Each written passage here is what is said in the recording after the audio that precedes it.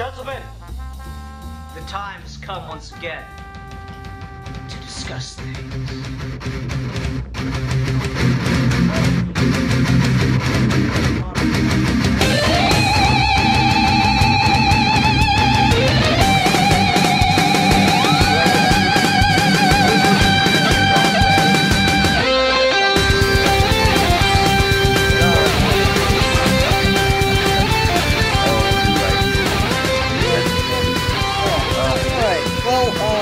something I wanted to do. Oh yeah, that's right. Hi everybody, welcome to a very special episode of Geeky Gentlemen. I am Sid Part 2. Joining me today is Milan Jeptic 1992 and Zazubar, aka Bill Worcester. And today, we are finally going to be talking about this little film that came out. Not sure if you've heard of it. It's called Man of Steel, directed by Zack Snyder, produced by Christopher Nolan, starring Henry Cavill. It's got, Russell Crowe in it too.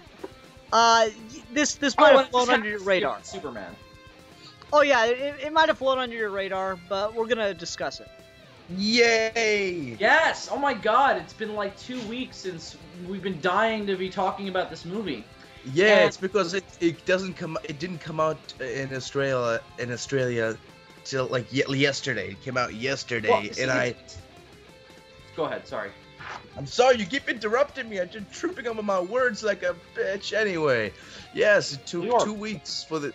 Shut up. It took 2 weeks for this motherfucking thing to come out here in Australia, and I've been waiting, and these two wonderful individuals have been putting off any mention of this film for so very long, and I just want to cuddly wuddly you guys in my big manly arms. Please don't do that. Okay, then. I will pay you wait, not to do that. Before we get started, I just want to say we're going to do about the next 10 minutes spoiler-free for anybody that hasn't seen it yet. Right. For all of you out there that were waiting on us to go see this movie. It's like, why would you do that? But we're going to go spoiler-free for a couple minutes, just like we did with The Dark Knight Rises. And I think this is special. In that what? Way. This is kind of special, a special Geeky Gentleman episode in that way, because The Dark Knight Rises was what got us started, and this is kind of like the next film in that vein of DC Nolan superhero films, so kind of special for us. Yeah, and I think we're gonna go non-spoiler for the first couple minutes of all the review topics from now on, if you guys are cool with that. Oh, I'm cool with that. Yeah. All right. I mean, we're not gonna start off by saying this happens at the end. Yeah, but let's go spoiler free and come up with recommend, don't recommend. I can only guess what we're each gonna say. No, okay. You know what? This movie sucked. Just fucking skip it. Just let it die in theaters. Yeah, don't even bother, guys. Seriously, worst movie of the decade. I mean, yeah, man. I mean, they got you know who they got to play. You guys, you know who they got to play Lex Luthor? Rob Schneider. It's ridiculous. Rob Schneider's Lex Luthor. Hey, Superman, how's it going? Oh, and here we go. Good. Milan's father, everybody. It would not be Geeky Gentlemen without Milan's dad. Yes, So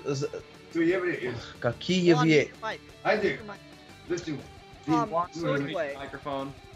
So let's go ahead and start out just non-spoiler stuff. All right. Sure. So the effects in this are stunning. It's shot beautifully. I don't know what everybody's talking about with shaky cam making it hard to see things. I was fine. The acting is incredible. There are a couple weird things we'll get into that are spoilery. But I really, really enjoyed this movie. The acting's incredible from everybody, in my opinion. The effects are terrific, and the story is just perfect, Yeah. Oh, it's incredibly well crafted. There's like one kind of plot hole that isn't really a plot hole given character motivations. The weird thing is, this is not really a spoiler, but it's mostly no. I just said it wasn't a spoiler. It's not. Because you prefaced it with really, so no. Overall thought, Milan's so good, in the end, Superman rapes Lois Lane. Not a spoiler at all. Shut up. I'm not gonna fucking go there, dude. Alright, hang on. Fuck. Overall thoughts. Fucking hell.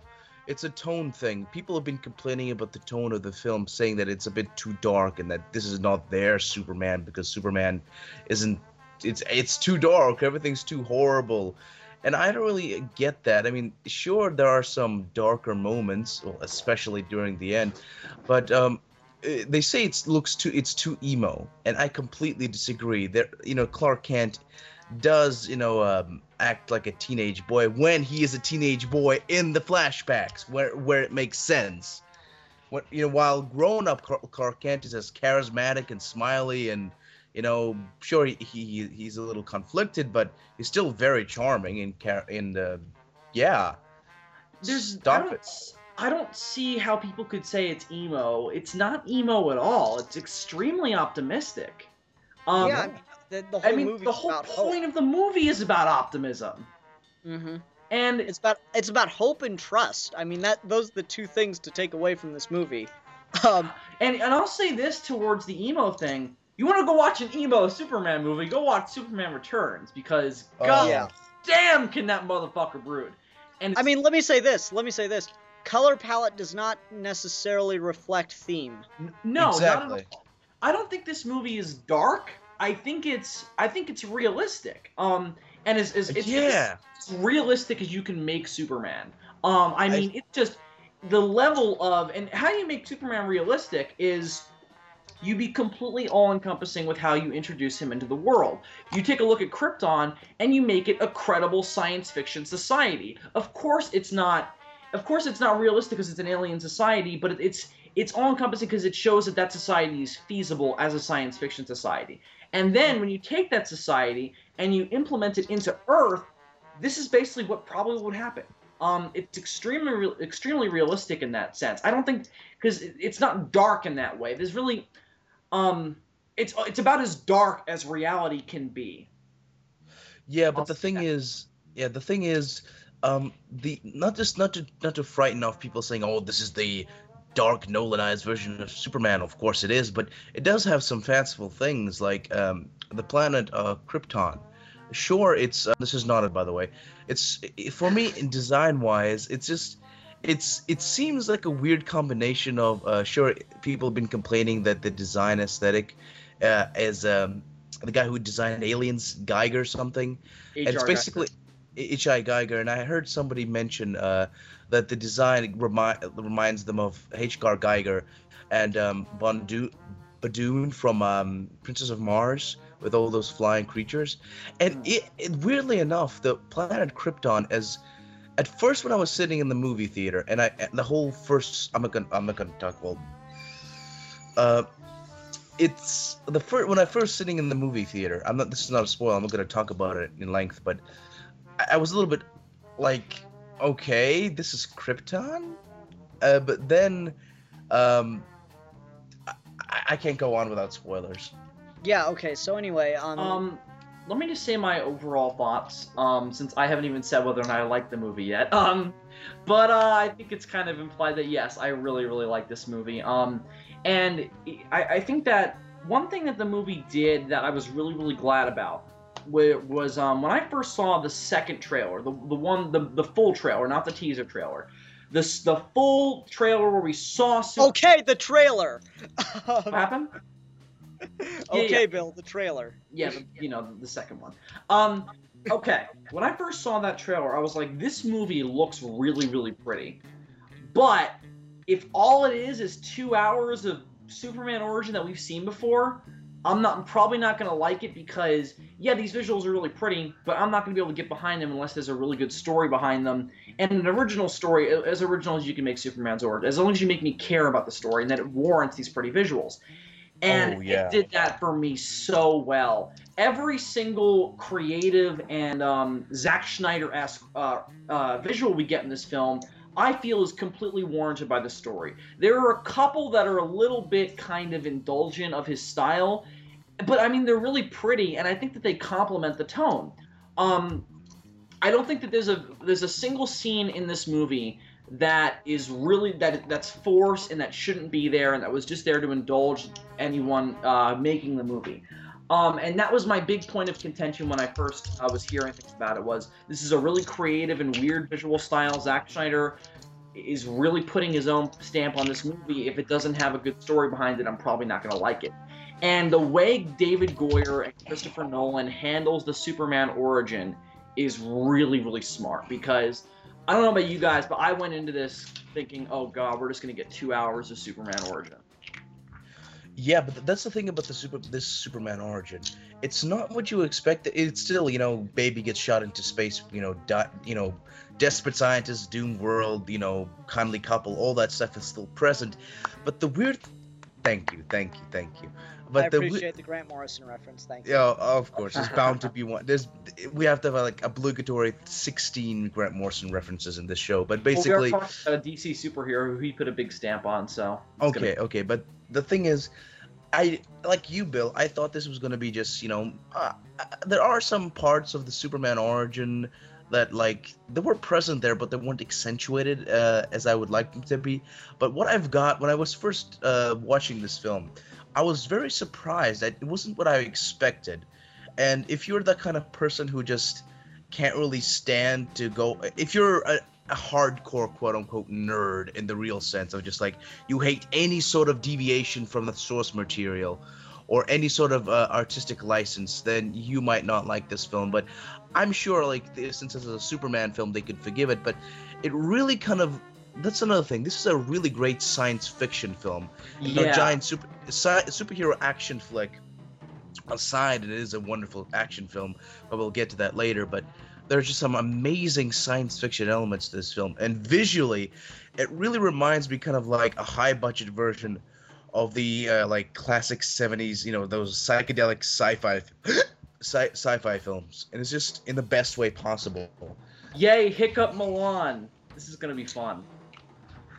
Sorry. I'm actually going to agree directly with Milan's point. I think that this is an amazing science fiction film. And one thing I was very surprised about when I saw it was it is a lot more of a science fiction film than it is a superhero movie. Totally. If you look back at Richard Donner's Superman, the first 25 minutes are very much so a science fiction film. The rest of it, it's really the prototypical superhero movie, and it's awesome. It's really, really fun, but it's really the science fiction aspect is only in the Kryptonian origin and in the fortress. Everything after that is a superhero movie. The funny thing with that, it's a science fiction film from frame 1 to the last frame, and it's a really damn good science fiction film. I've been hearing that. I've been hearing that a lot, and I agree with it, but there's still a lot about this that I think is very superhero and very unique to Superman at the same time. I really love some of the stuff that he does at the beginning of the movie that I don't think is very sci-fi at all. But Bill, I'm gonna let you finish your point, and then I think we're gonna wrap up on the non-spoiler section. Fair enough. I really kind of finished. I was just gonna say that it is definitely. I mean, it's Superman. It's a superhero movie, but I think that the science fiction aspects are a lot more of the point than or what we see and what's kind of accentuated in the film, as opposed to this being a film that says this is the movie where he becomes Superman. It's kind of the baby steps to becoming Superman, and I'm totally okay with that, because as a ride, it is fascinating, and everything that they show in the film is really, really strong. But I don't know if you guys agree, he's not really Superman by the end of the movie. And I don't think he's supposed to be. Well, Bill, you're getting to spoiler area. Fair enough. All right, so let's get off that. Bill, one more thing before we move on. You mentioned the original Donner film, and just to let you know, yes, the first half of it was like those 70s, psychedelic sci-fi films, but that's how they kind of made it. They basically took the genres that were popular at the time, like this, from cinema history, from like the 70s, sci-fi films. The Lex Luthor character just seems like he's out of James Bond, and the Daily Planet scenes are basically lifted right from screwball newsroom comedies, and it seems like a interesting patchwork, but it all comes together. It's a mashup. Yeah, it's a mashup, but let's move on to spoilers. Can I start talking, please? Not just yet. Okay. Now, for all of those millions of people that have waited to see this movie until they heard our thoughts on it, All three of you. this part is done. All right, we're gonna start spoiling stuff.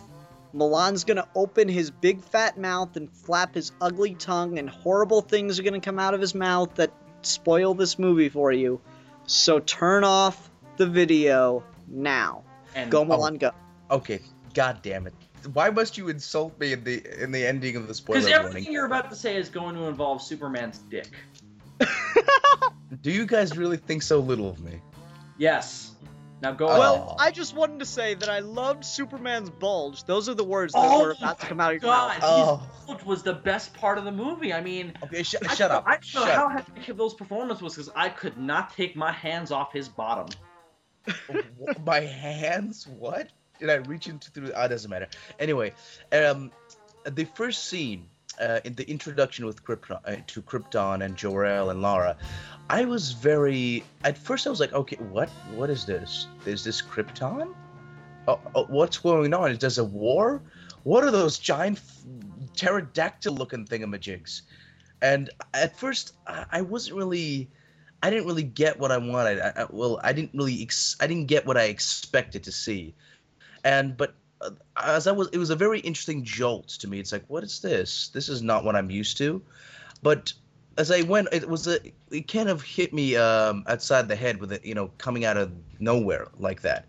I expected the whole solemn, oh, our planet is dying. We need to shoot our sun into Earth and all that wonderful scenes. But we got badass Jor-El, and I'm echoing a little bit, Bill, on your end. So that's me. Yeah. Thought we could make it through. We never can. But the thing is, I Wait. freaking okay. Hang on, takes 2 seconds. Sorry, Milan. Mute your mic while you. No, it's good. It's good. It's good now. Okay. Go on, Milan. Okay. Basically, I just badass Jor-El. Oh my goodness, Russell Crowe. Russell Crowe, it brings a certain, sorry. Okay, anyway, so interrupting Milan, yeah, Krypton, completely different look than we've ever really seen before. I mean, I haven't read a ton of stuff with the comics, but it's usually always very pristine and very, clean, very immaculate area on Krypton. In this one, it's kind of, sure, the world's falling apart, but in this one, it's, like, very dark and, like, kind of a similar, look to the Green Lantern movie of Oa, where everything was kind of, like, carved out of rock in its own way. I saw a little bit of Prometheus in there, too. Oh, I yes, haven't seen Prometheus, Geiger. but- Yeah, Geiger certainly has an influence in this, but the thing is, unlike the Green Lantern movie where everything looks kind of ugly, but this world, this Krypton seems like it's been lived in. It seems that the people have lived there, and that they have taken the resources, and of course that's the whole thing of why the planet is dying. They've managed to burrow down into the core and steal fire from the heart of the Earth, well, from heart of Krypton, as it were. But the thing is, this Fire world, from the Heart of Krypton. That's a badass name for a miniseries. I have a right? quick question. yeah. When you pick up a handful of dirt on Krypton, do you call it a handful of Krypton or a handful of Earth? You call it a handful of Krypton, right? Yeah, a handful of Krypton. Because, But I the thing mean, is- Earth! is- Bill, shut up. Okay, but the thing is, I just adore. The thing is, unlike the Green Lantern movie, this world has a certain odd warmth to it. It seemed like people could sweat there, and there was blood and tears, put into this world, and there was a lot of heart to it too. And sure, people might not really like the organic, aesthetics to the buildings and to the clothing. They might say, "Oh, it looks like it just came out of Alien, and it looks too dark. It's not my Krypton." But that's what I thought at first. Like, this is not, the beautiful, wonderful planet of Krypton that I know and love from the comics and the Reeves film. But as I kept watching, and Jor-El proved his badassery, it really kind of grew on me. It's like, are those babies in pods? What is going on? Mm-hmm. And as it went on, with Zod gets introduced, the whole short-lived Juan, coup. can you please wrap up? Okay, fine. Everything that happened, and the thing that really kind of bugged me, and the one thing that I have to say that I didn't really like about the movie, it was fine. It was it was touched on a little bit, but it wasn't touched on to my satisfaction. I always love that scene. If you're in comics or in movies where Superman's parents, Jor-El and Lara, have to put baby Kal-El in the spaceship and send him off to Earth, and there's that really heart-wrenching moment of tenderness between those two, that their world is dying, and Okay. I'm getting to it. God, don't. Well, no, you're fucking not. You're I'm trying to- intricately describing a full scene. This is more like a commentary at this point. Okay, look. That's the thing that was missing. I felt from this film. It didn't have the. Really? Let me that was- explain. Disagree Let- because yeah. Let me explain. No, Let me explain. No, you've had your chance. You Let spent me 20 let me minutes let me describing okay, Zod. look. The thing with Jor-El, sure, Russell Crowe had, I just wished his demeanor of strength cracked a little bit. I wanted to see Jor-El cry for, his lost son. Lara cried, but why didn't Jor-El? And sure, I just wanted that tenderness to be revealed a little bit more. Well, because See, I completely disagree with Yeah, you me because too. I think that this movie touched on it more than anything I've ever seen has. I agree. I mean, honestly, yeah, Jor-El didn't completely break down, but he was also on the run on an adrenaline high. I mean, the dude just flew across half the world or half the city, whatever, and committed a heist that was gonna get him in prison forever or whatever. So I'm just saying, it's like he's kind of on an adrenaline high, and he about kills somebody in the next scene. I felt that he was plenty tender and he was focused on the mission, as it were. But Lara, she finally broke down. She's always been so, completely removed from the situation. I was really happy with her, being fully engaged with it this time. Right, I completely agree with Ian. I thought that scene was the best version of that scene in any Superman story I've ever seen. Because I have never cried during that scene in any other medium of Superman. I didn't full-on burst out into tears, but I felt myself getting choked up a little bit because the emphasis was put on, I am never going to see this baby again. This is the only time I will be able to hold my child, and he will be on an alien world alone and confused without me. And there was a huge emphasis put on that, and I thought it was very, very heart-wrenching. And I'm not a parent, but for a brief moment I felt like one. Just 'cause Yeah. Let me say this much. I actually really like something that they go into a bit later in the movie when Clark and Jor-El talk for the first time.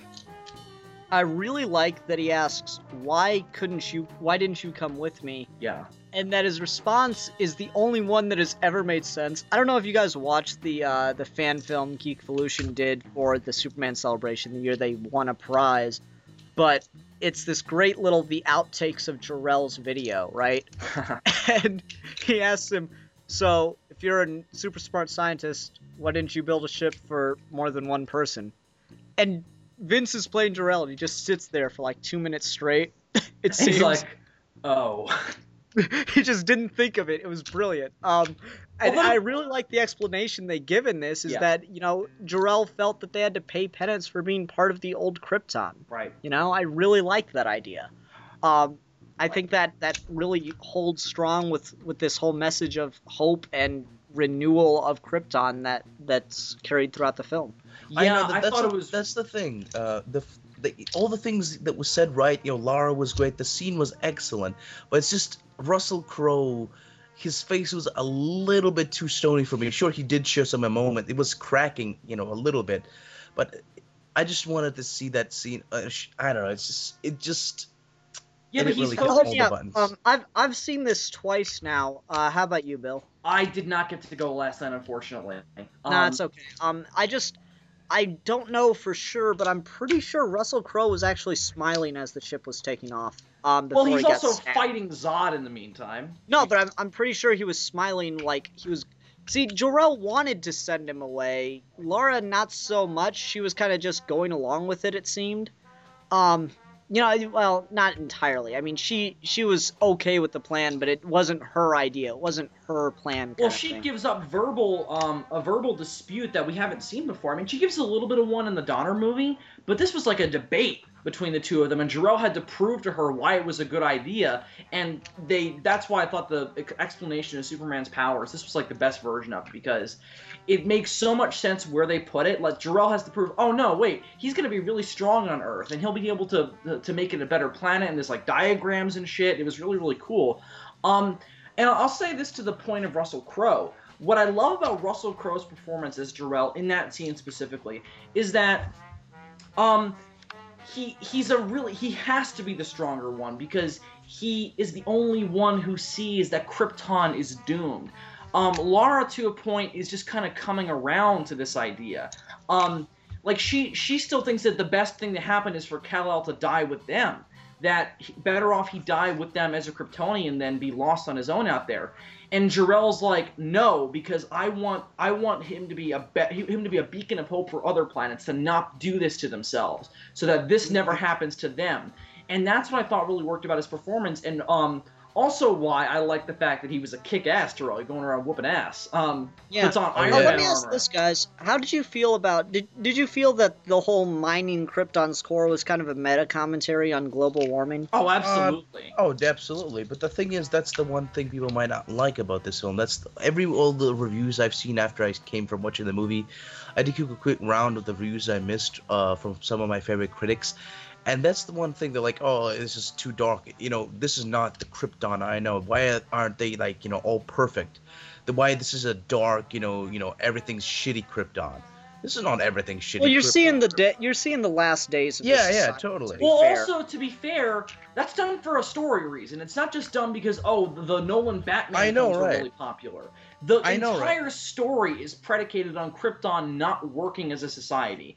And that Jor-El's point is that, yeah, we might look all high-tech and shit, but really our society fell apart at the seams. We had a civil war going on, our planet was dying, and this is what could happen to Earth too. But unless you stop it, unless you be an example to these people that, they have to be better than us. That's what the whole story's about. They had to taint Krypton's image a little bit, because for the sake of the story, if it looked all perfect, and the only reason it blew up was natural reasons, like it is in most versions, though just the sun died and we had no part in it, then, it really wouldn't believe you wouldn't believe why didn't they just build spaceships?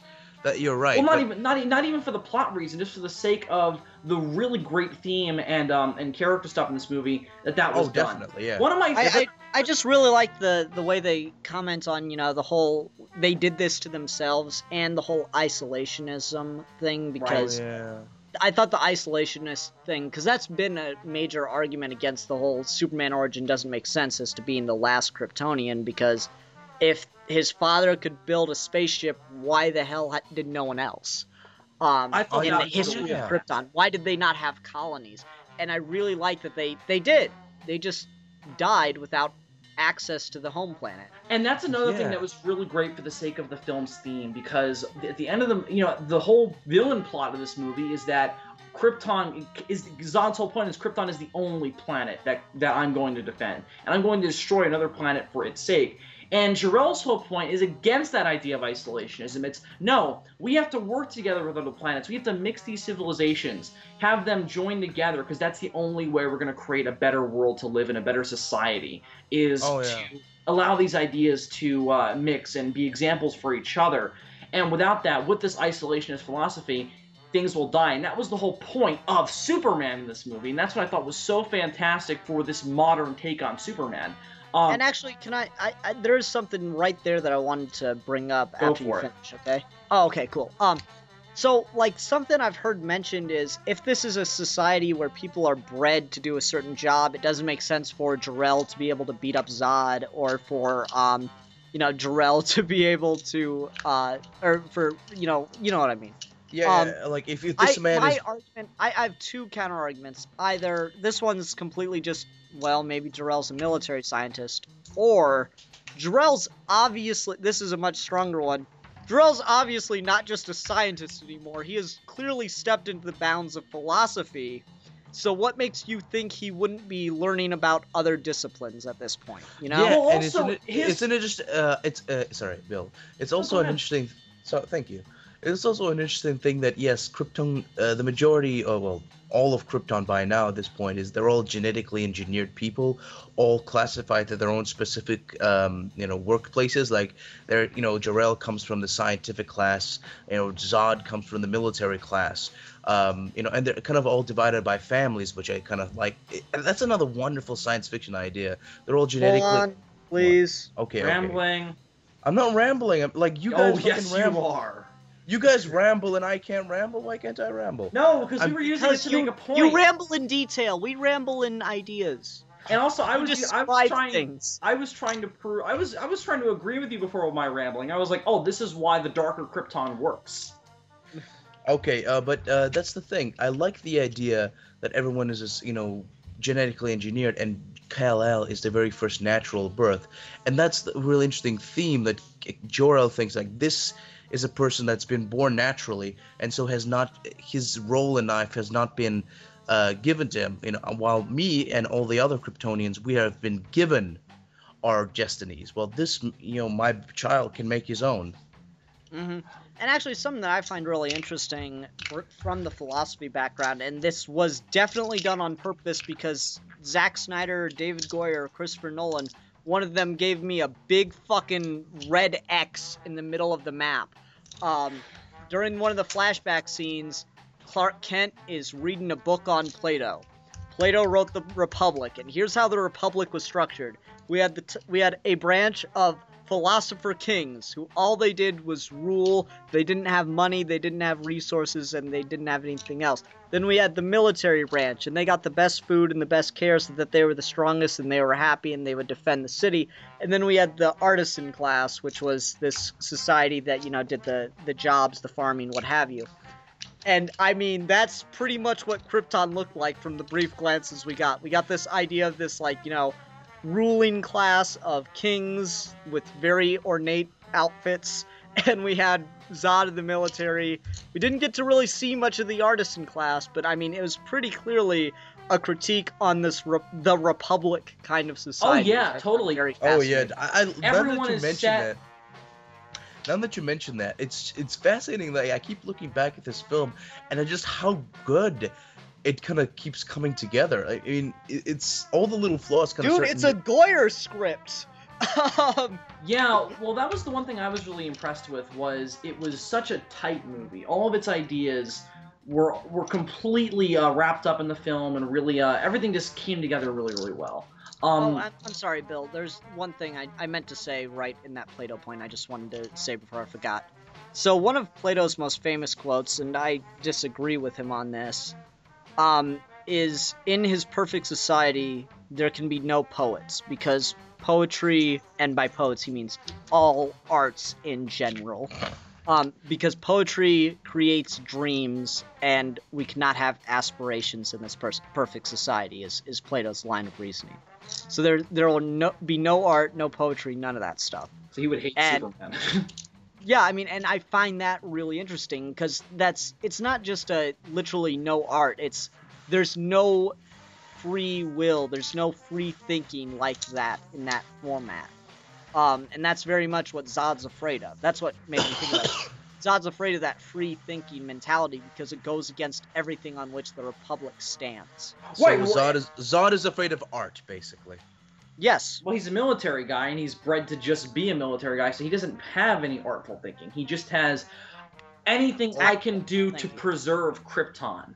He's basically what I will do. No, I just think that's a really interesting. You made me think about that. I Yeah. mean, it's really is that Superman is potential. He is nothing but potential. Even if Krypton didn't blow the fuck up, and Kal-El was born, he would still be nothing but a raw ball of potential should he survive past his childhood. Right. Because he could do anything, and that's, as Zod, as the protector of Krypton, of the Krypton society, that is the exact antithesis of the Krypton society. Also makes Superman and Zod perfect enemies. Yeah. well, Perfect arch metaphor- enemies.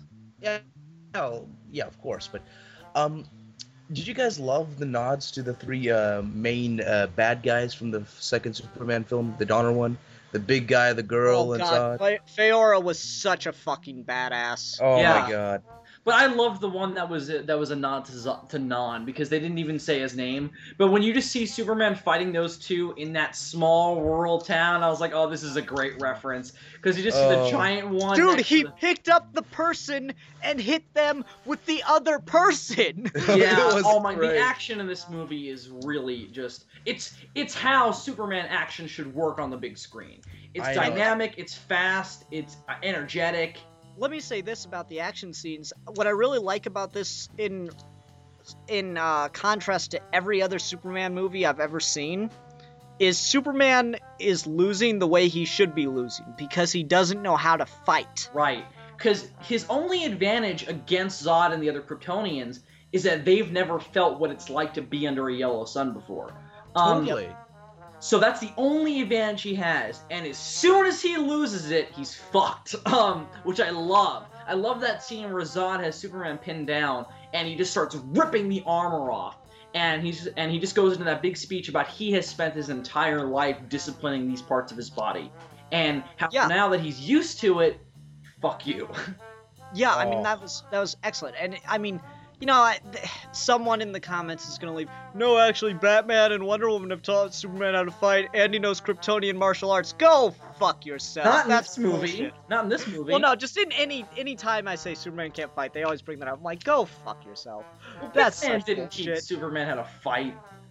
Yeah. I can't see Superman down in the Batcave taking lessons on fighting from Batman. Because Superman's not a...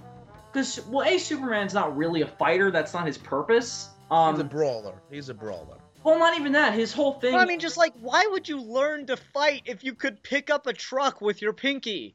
Well, the Why thing- would what you it- ever need to learn to fight? Well, 'cause he's not expecting if to another fight guy comes down from space that also can pick up a truck with his pinky and he knows how to fight, you're kind of screwed. All he has got to do. Well, that's the thing. Superman's screwed. Well, right. That's the whole... That's his Achilles heel, is that he doesn't believe in fighting to begin with. So when he's forced into it, his whole hope with his power set is that I'm so powerful that no one is going to fight me, so I won't have to hurt them. Yeah. So when that happens, he's like, shit. Yeah, one of the things, like, from Superman Earth 1, one of the lines I always really liked is he picks up some kind of Kryptonian technology and it shocks him, and what he says is, that's what pain feels like. You know? Right. You learn to fight out of necessity, not because you just decide to.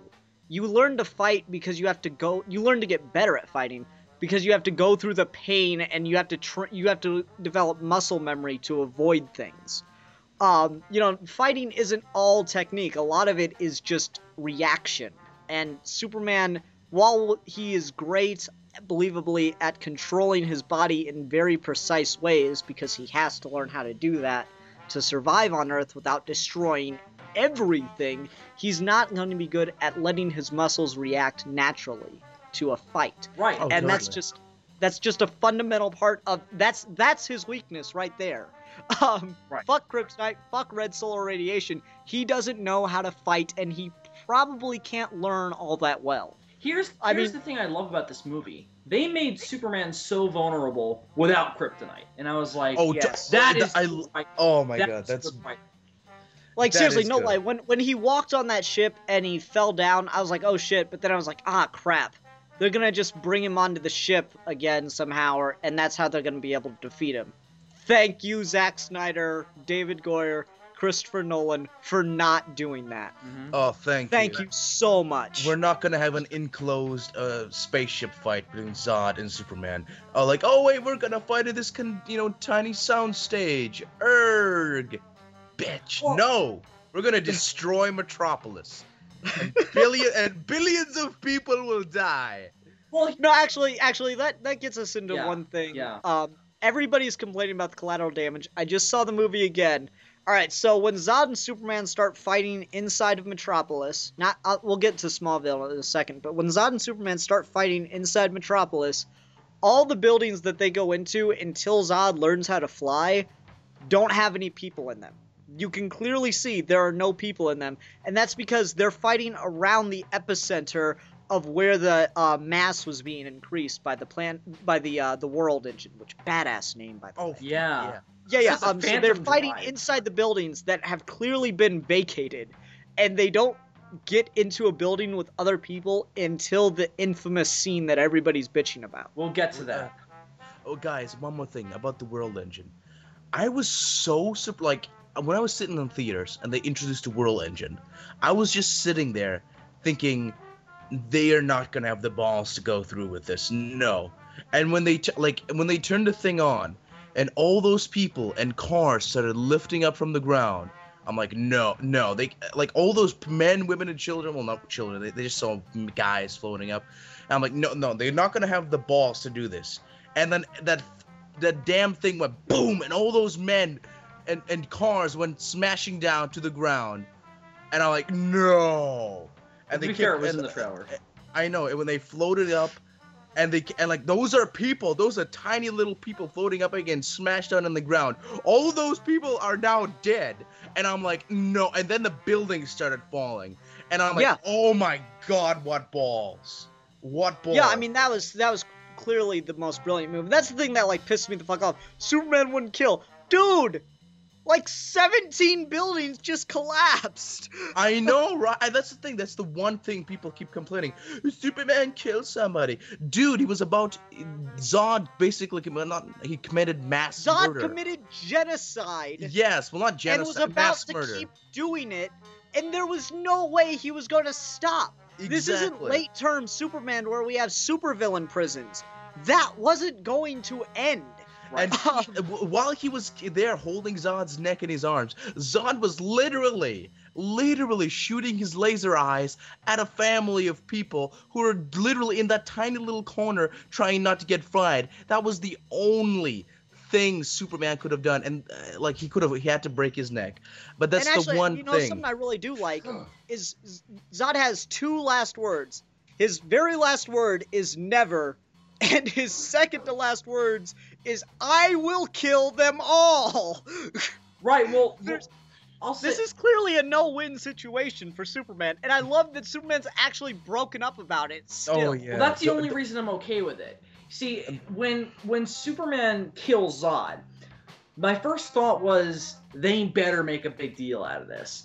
And they did, and I was like, okay, good, I'm fine with it then, because you're right, and it's just like the ending of Batman Begins. Well, not just like it, but similar enough, where Batman leaves Ra's al Ghul on. I was about to say Liam Neeson. Leaves Ra's al Ghul on the train, and the understanding was, if I let this guy live, he's just gonna go back to doing it again. And Batman doesn't kill him; he just lets him die.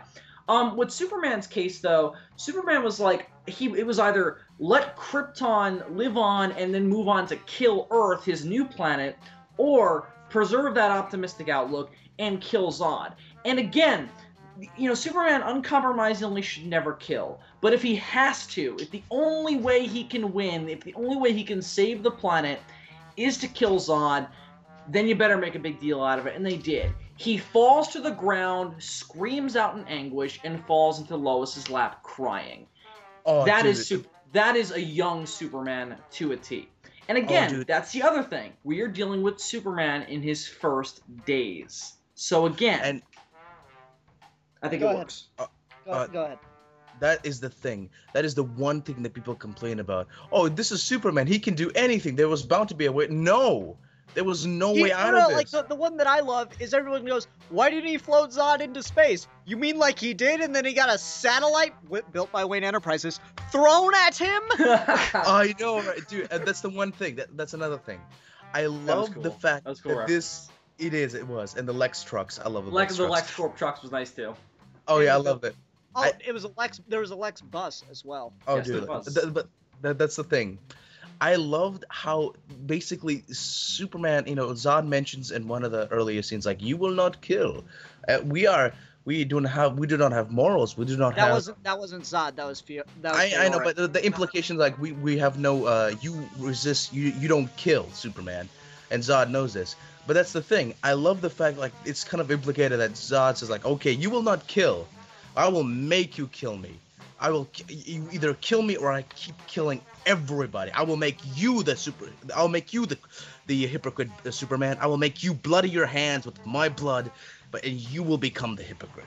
You will kill. Yeah, I did really like that. I like that Zod wasn't necessarily just on a murderous rampage.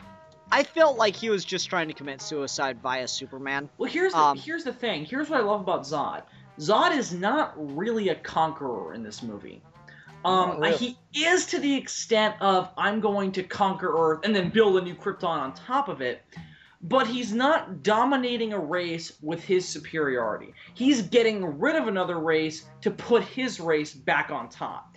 And that's what I liked about this Zod, that, you know, as much as Terran Stamp is awesome, makes him a better version of that character because he has a sympathetic motivation, and the performance makes him more of a real person. He was born. Well, he's not a real person. Sorry. He's fake. He's a fake bullshit person.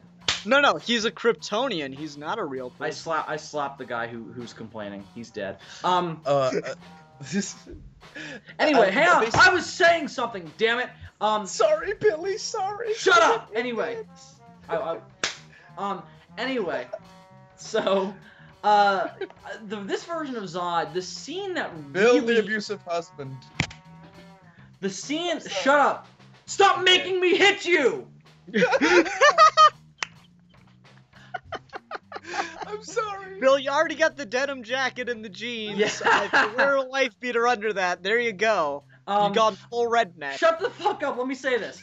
The scene that makes Michael Shannon's performance as Zod and this version of Zod my favorite is the scene right after Superman throws all that shit into the Phantom Zone, where he falls down on his knees and just explains to Superman, "You have destroyed my purpose in life.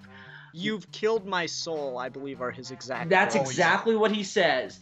And at that point, all bets are off. This motherfucker has nothing to lose, literally. So what is the one thing he knows how to do well that he'll do in this situation? And that's fight. Kill and fight. Yeah. So he's just not going to stop until the people that Superman destroyed Krypton for, the Earthlings, are dead. I will kill them all one by one. Yeah, I mean, I feel that Zod wouldn't even have stopped at killing everybody. Like, let's say that Superman doesn't fight him and he lets Zod kill 7 billion people, which would be significantly worse than killing Zod. He lets Zod kill 7 billion people. I don't think Zod would have even stopped at killing everybody. I think he would have gone scorched earth and just started burning the fields and boiling the oceans. I think, you have the powers of God. You're not just gonna kill people. Well, no, I think he would have killed everybody and then destroyed all life on the planet to the point where it could never exist again. I think Zod would have, after he was done killing the people, I think would move on to killing the cows. And then from the cows to the gazelles. And then from the gazelles to the giraffes.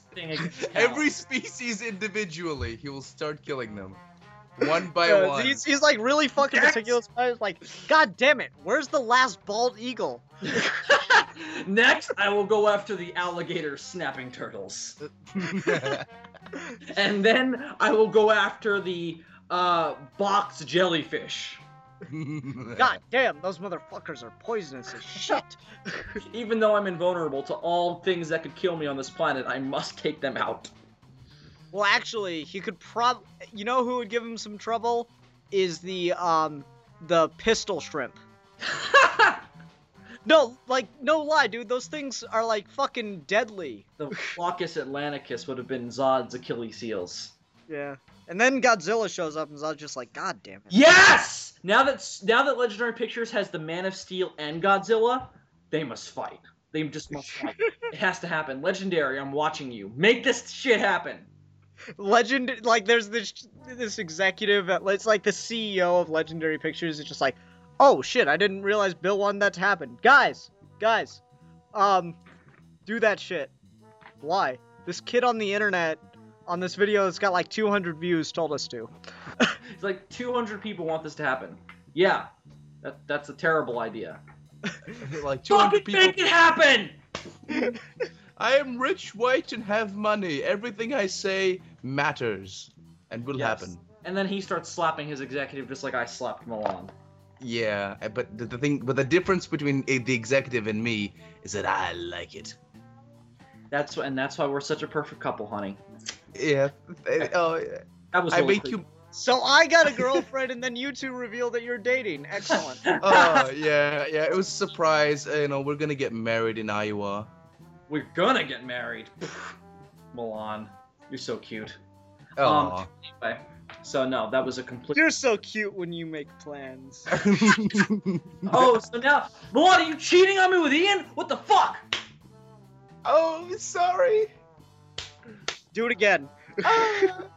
Like, do it again. Anyway, I'll watch. Let's get back to the movie Again, because I'll people are watch. turning off the video in rapid No. succession. Do it again. I'll watch. Anyway, so Superman abusing Zod in their gay sexual relationship. Anyway, but Slash fiction. we've talked a lot about the Kryptonian stuff, and while that is definitely the major bulk of the plot in this movie, let me ask you guys this. The film has a very, very similar structure to Batman Begins. I don't think that that's debatable. And in the way it presents the origin. A lot of it is told in flashback, and that allows us to get Superman in the costume quicker and allows us to beat expectation. How did you guys feel? How did you guys feel about how the flashbacks were implemented? Did you think they were forced at all, or did they work naturally?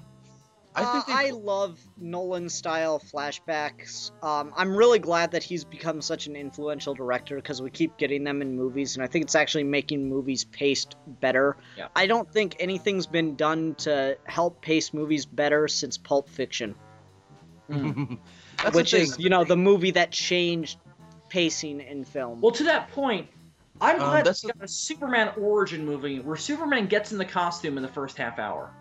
Yep. Totally, but that's the thing. I love flashbacks. I think Nolan films are the only films that I know of that actually use flashbacks in a they tend to use them in a very, what's the right word I'm looking for, in a good pacing way. They don't just stick them in there because we need a flashback. They just kind of blend into one another. What works is that the flashback ties thematically to what's going on. Oh, totally. Either right before That's or what I right meant. after. Every flashback they do informs the characters. Every flashback that happens when Superman gets in a situation is, okay, here's why he's gonna react this way. Yeah, and This not is just something John that, Kent not just said. that, but what's going on in the flashback. If you were to take the flashbacks as short stories and summarize the themes, short independent stories, let me say, and summarize those themes, then compare it to what's going on in that scene and the theme of that scene that it's tied to, I think you'll find that they're very, very, very similar to the point where, they're the exact same theme. And that's why they tie together so well. There's this one thing that people keep complaining about is that they say, Superman's no longer a human who finds out he's an alien. He's an alien who finds out that he's a human. It's the opposite. What? That is so not the movie. I know, right? These people say that Superman, the humanity has been taken away from Superman. I that's the thing. completely disagree with that. Me too. I completely disagree, and I don't see what the hell they're talking about. They say, Superman's an alien. He's an alien now that looks down on humanity. And I'm like, did you see the same film? He gives up his own race for the sake of his new race, of humanity. By the way, favorite line in the whole fucking movie, because it's a theme, it's something that gets tread over and over again in so many different Superman things, and this nips it right in the bud. Krypton had its chance. Yep. Mm-hmm. Thank you. Oh my god. I cannot, it's Green Lantern and, Hal Jordan dealing with fucking up in his life. It's Batman and dealing with, not being able to control every fucking thing. And it's Superman and trying to get Krypton back. They just bring these up over and over. It's just bad writers doing the same fucking story because they're too dumb to come up with anything. And this immediately says, we're not going to do that story, guys. Well, they because this movie is so much about Krypton and that aspect of Superman's origin. They better not do another Superman movie that has anything to do with Krypton. I mean, well, no. Let me say this. I mean, there's talk that Supergirl's alive in this continuity, and that's fine. I just don't want to hear them. We're gonna rebuild Krypton society, because no, Superman's like, I don't think we can live together, and I'm not okay with that because I kind of like these people. Yeah. So, well, I mean, out of all the Superman continuities, this one makes the most sense because we have all these colonies out there. Oh, totally. That's the thing. I love those fucking those colony ideas. I just love these sci-fi ideas in this Superman film. It's an actual sci-fi film that happens to be a superhero film. It's like, damn, there's some class being added to these men in tights. mm-hmm. Yeah. Which, I don't know why this just popped in my head. Maybe we're saying sci-fi and Superman too much, but fuck it, I'm gonna say it anyway. You know who'd make an awesome companion for the Doctor? Supergirl. Supergirl. Yeah, oh, totally. Yeah, absolutely. And then that's how Superman and Supergirl meet, where he's like, oh, yes, two Kryptonians. You two have fun. And then the Doctor just leaves them. Yeah, I don't know. I just getting that out there. But anyway, I don't want to talk about Doctor Who. Oh my God, no. But this continuity would be the best one for that text message between Batman, Superman, and the Doctor to make the most sense. The Doctor comes to Jor-El and explains to him what's going to happen to Krypton. True. But anyway, let's move on. Yeah. Let's talk about Henry Cavill's performance specifically. Why don't we? Okay. I liked it, but no lie, this is the conversation. I went with Haley, and we were supposed to meet up with Bobby and them, but weird ticket things, so our friend Riley was the only one in the theater with Haley and I, and Bobby and Scott and Nate had to go to a different theater. But anyway, so the movie ends, and during the credits, I'm sitting there talking to Riley, just because you never know if there's going to be an end credits. Spoiler, there isn't. No, there isn't. I waited too. I was talking to Riley, and I was like, so what'd you think? He goes, I liked it. Some of Superman's performance was a little iffy. I was like, I noticed it too, but I was thinking about it because I kept seeing it. It's like there were really good scenes, and then there were lines that were like, that's odd delivery. Then I noticed those lines are only when it's him as Superman talking to somebody that doesn't know who he is. Did you notice that? So I kind of thought that it was like, this isn't put in the movie anywhere, so take this as just a theory, but it's something weird that I noticed because he's clearly a good actor.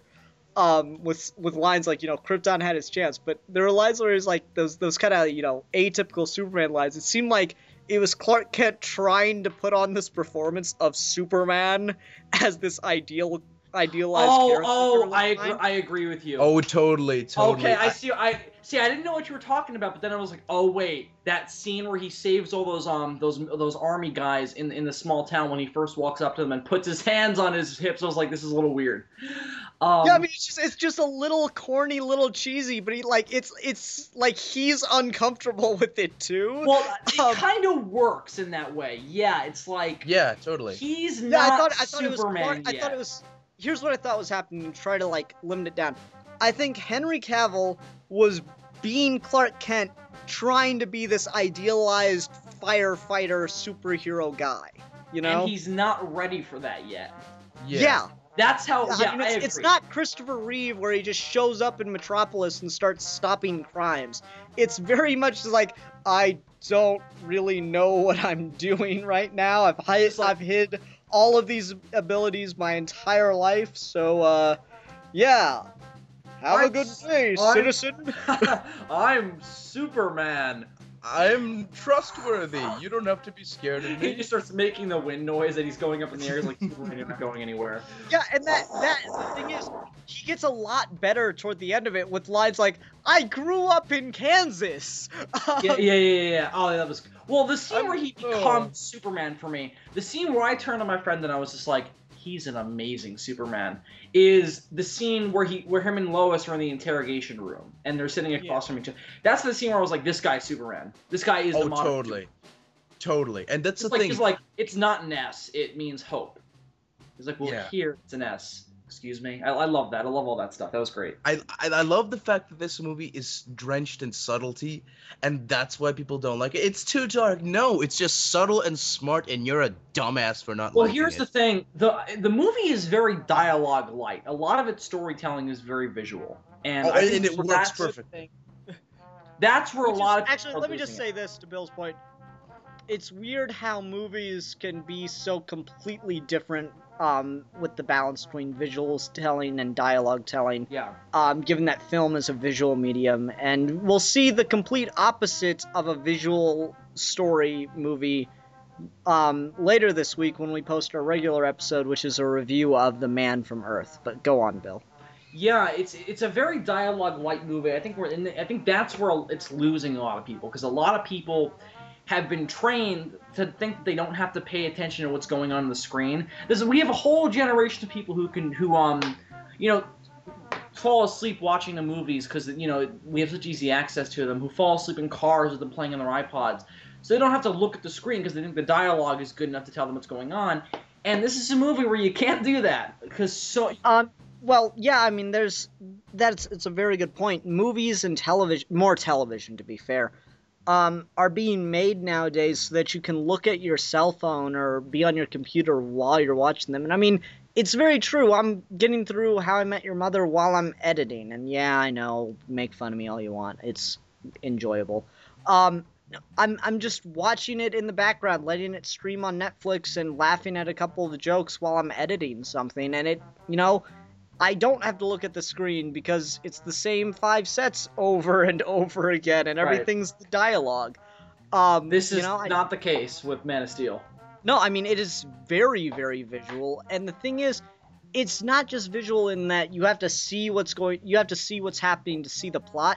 You have to see the movie to understand the themes. You have to hear the musical builds to understand what's going on in the very thematic base of the story, in my opinion. Well, in this movie, yeah, you have to. It's a movie you have to analyze with your eyes. You can't just take the dialogue, because otherwise, it's a movie that falls apart without its visuals. And it's a Zack Snyder film. I think that's intentional, and that it works in that way. Yeah. And as a Superman movie, I think that it also works in that way because we get to see the really indulgent and, detail-filled Zack Snyder visual style taken as Superman, and I think it's fucking fantastic. Milan, you're the visual guy, you're the arts guy, so please don't hang us with the rope I'm about to give you. What is your opinion on the visuals in Man of Steel? And he's gone. And Milan is dead! Anyway. He probably had to run away. He ran away from we'll get from back my to hand. him. You know what? Magpie wants to Skype in, so we're gonna Skype him in right now. Okay. And Milan's gonna come back as soon as we get Magpie in here, I know it. But while we're getting Magpie on the phone, I should have warned him, but I'm filling time right now. he's like, what's going on? Why am I being summoned? Hey, Magpie. Hey, hang on 1 second, guys. Sorry, we lost He's Milan. got to send his hookers away. I gotta stop Doctor Who. Hang on. Sorry, bud. All right. What are your Skype ins while we wait for Milan to return? And I he's thought you not- messaged me first saying, "Get your." Yeah, well, blah blah blah. Talk. Okay. You're supposed to be waiting by your computer, like, focused on just the like Skype a screen. dog to its master. Okay. Yeah. Go yeah. All right. Doctor Who. Yeah. Let's not talk about Doctor Who. Man of Steel Skype-ins. Go. Yes. I was going to ask you about the end of the movie. Actually, specifically the battle with Zod and Zod being killed off by Superman. Because I was having a discussion with 2 other people for my own review of this yesterday. Plug. Well, we You talked about this whore. briefly. No, it's fine. No, we talked about this briefly, but since we're on visuals, I'm gonna use a light transition here with the one, like, nitpicky thing I had, and we'll see if you agree with me or not, Bill. Okay. All right. I don't think I've ever seen this done with Superman before, but when Superman flew without standing up first, like he was just kind of like laying down and he'd just start floating. You know what I mean? That was such a weird visual, and I don't think I liked it. You just like Superman like floating like all splayed, just like hey. Yeah, I know. It's hey, like I'm Superman. Let's check out into my cape. I mean, all it is. Oh yeah. Bill can make sexual innuendo, but I can't.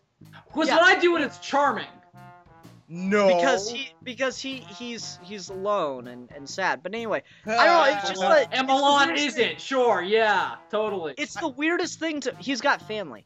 It's the weirdest thing to me because like all he's really doing is what Superman does when he's flying really fast, but he's just not flying really fast. He's just hovering there. I just found that to be the weirdest thing, and he did it like twice in that fight scene. Well, I don't know why. I found that awkward. That was a little bit odd as well, but I kind of liked it. Yeah, I agree with you. It's a little weird. Well, because I think part of it's just like it's like, oh, that guy's on wires. Like maybe I don't know. It looks like, and not that you can see the wires. It's just like it looks weird. I agree with you. But the fight scene as a whole, we talked about the collateral damage side of it, and we talked about Superman fighting Zod side of it, and we talked about the end actually already. So we addressed your concerns, Magpie. But just the fight scene in general, I love the choreography of it. I mean, you know, Superman was finally learning a couple good moves by the end of the movie, which is fine. Mm-hmm. Oh yeah. But just I don't know. I really enjoyed that fight scene just because it was so damn epic. I've been waiting years to see somebody get thrown through a building in live action, and we finally got it. Oh, we got it. Yeah. Hulk got thrown through. No, I mean like superpower beatdown, literally thrown through building kind of thing. You know, like picked up and thrown legit style. Like well, it's cool that we got to finally see a Superman action movie. Mm-hmm. That was awesome. God, yeah. But Superman actually did something in this film. Yay! He punched a motherfucker right in the fucking face. Yeah, repeatedly. It was awesome. Bill, your New York is showing. Yeah, this motherfucker right in the fucking face. Superman knocked the motherfucker right in the fucking jaw. Oh god, he's fucking great, man. He's great. He fucking kicked his ass right in the fucking gravel.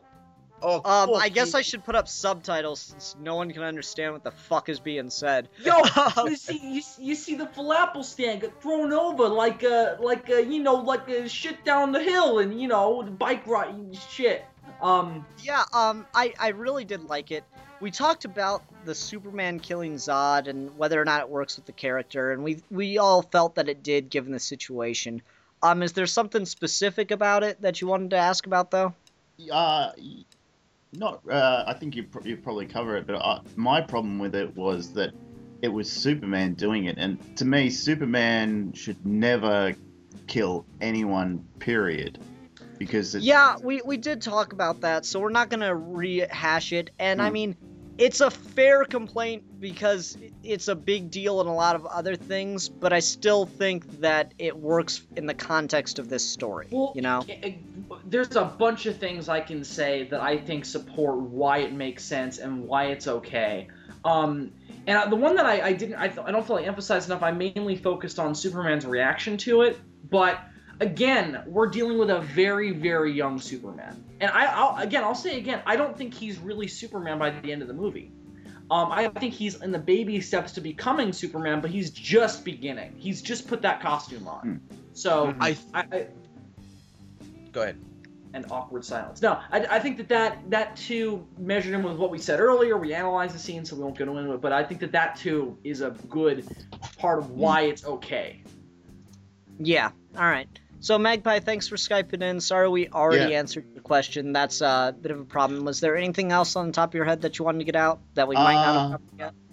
No. I could plug my book if you wanted it, if you were going to let it. Everyone, go to Magpie's channel. Have you made a video about that yet, bud? Yeah, right. Yeah, I have. Okay, go to Magpie's channel and check out the video. What's the name of the video? It's unboxing and news. So it's the latest one to come up with that because it should be out already, but All right. Publishers really taken their time with it. So Okay. Well, Okay. congratulations, man. Thanks for Skyping in. We'll talk to you later. Congratulations, dude. Yeah, Congratulations. congrats, man. Congrats, man. That's the thing about this Superman movie. I love the fact that it seems so huge in scope. I mean, you know that billions of people die, but in scope itself, it seems so gigantic. It seems personally, for me when I was watching it, it felt it was bigger concept wise, and what the hell? It seemed like it was bigger than like the Batman Nolan movies and all the Avengers, Marvel, films put together. It seems so fucking huge. And if the Justice League movie is even half as huge as this film, I'll be happy, because the scope of this film is gigantic. It's super. Yeah, I mean, that's one of the things, like, It's an action scene. I'm glad and I'm not glad that I went to... Alright, I've seen this movie twice.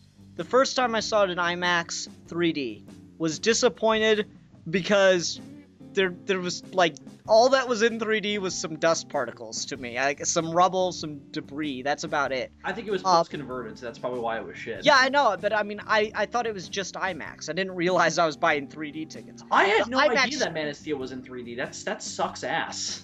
No, I mean, the IMAX screen was so fucking big, and I was like, oh, this is gonna be epic.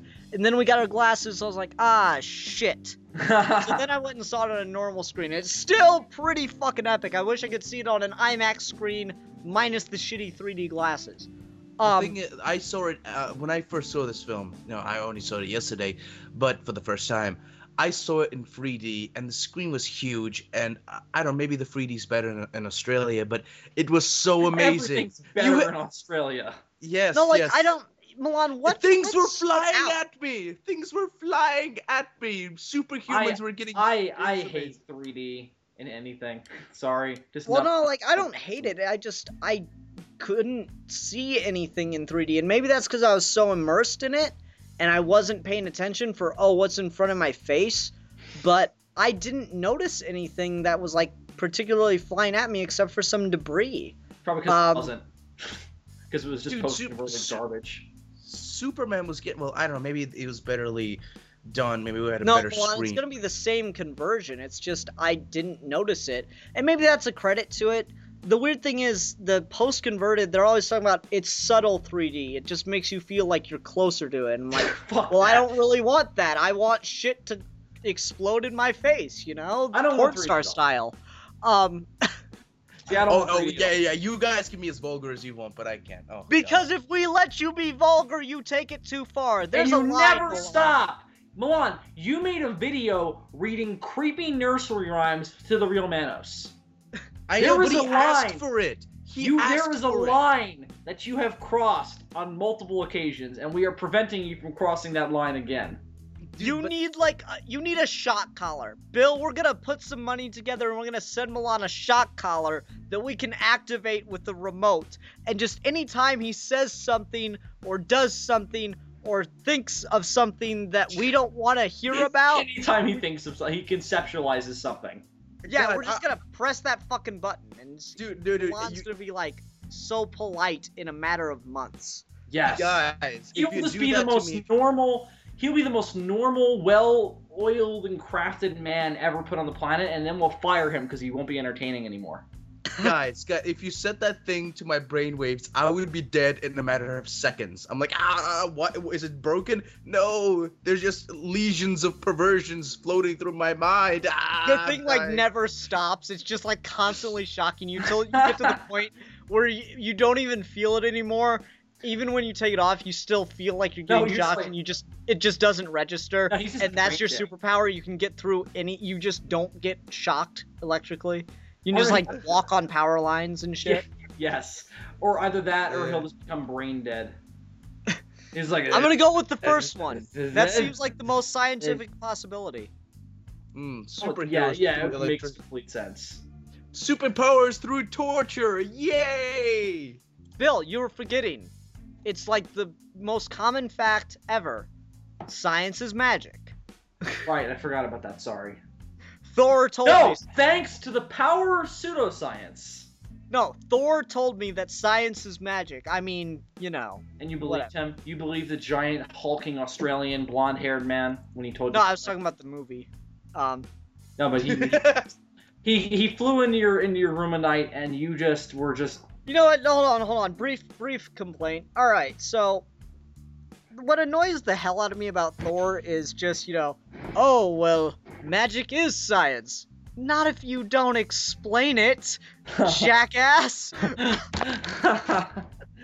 Fuck you. I like that there's a genuine explanation for everything in this. It's like, you know, we don't know exactly how the world engine is increasing the mass of the planet, but you can figure out there's a mechanism to it because it's a machine that can be broken, you know? Well, also, they've mastered the power. They basically mastered the power of interdimensional travel because they have the Phantom Zone, and they use that to travel in space. When they use the Phantom Drive to go through the Phantom Zone to enter another aspect of space, you know, they can travel in between the space in between spaces, to quote Indiana Jones 4, and don't lynch me for doing that. And that's what I love. Everything had a basis in this one discovery the society made to explain a good chunk of their science. And I also liked that this was the most scientific of all the Superman movies because every single aspect of the science fiction parts of Superman's origin are considered. Oh, Clark Kent has lived his entire life on Earth, so he would be used to that environment. When Zod and everyone gets here, they're going to have to wear breathing apparatuses in order to walk on Earth, otherwise they'll just collapse, which we see, and vice versa when Superman goes in Kryptonian atmosphere. Mm-hmm. I really do like that about it. Yeah. And I like that Blue Dragon 5 was talking to me about this. A complaint he was having is, how is Zod okay in Smallville until his helmet gets taken off? I don't understand that. Like, okay, so the suit simulates Krypton's environment, so he doesn't keel over or anything like that. Alright, but how's he still strong and fast and everything? I'm like, no, they're supermassive beings. You know, astronauts go to the moon, they're wearing suits, they can breathe and stuff, they don't die from the radiation, the exposure to extra radiation, but they're still essentially weightless, or way less, rather. Well, they're able to jump higher, and actually you can move around the moon faster by running than you can by driving. And that's the thing, is on Earth, the Kryptonians the strength and the speed comes without issue because they're just faster. They're just used to the super dense gravity, or super massive effects of gravity. So when they're on another planet like Earth, that stuff is going to happen whether or not they're in the suits. The suit was protecting them from the effects of radiation and atmosphere. It was so they could breathe. And they wouldn't. Well, but I mean, it protected them from the, you know, extra visions kicking in from seeing the exact sunlight without the filter, and the other powers like the hearing and such. Right. So some of it's gonna get through. So he can jump, and you know he's bulletproof with the armor on anyway. But you know he can still use some of the powers. He just can't use all of them. Yeah, I mean, the speed and the strength come because of the lack of mass, was the idea. Right. And that does make some kind of sense. That makes sense, because that's what happens to astronauts on the moon. Yeah, I just said that. I was agreeing with you. The thing that really... Still. The thing that I'm really kind of surprised nobody really brought up or started complaining about is the fact that, well, they can speak English. But the thing that I figured out, well, they're like Bill and you said, they've mastered interstellar travel. How hard is it for their computers to decode the English language, really? Well, I mean, they were speaking to the world in every language in that one scene. Yeah.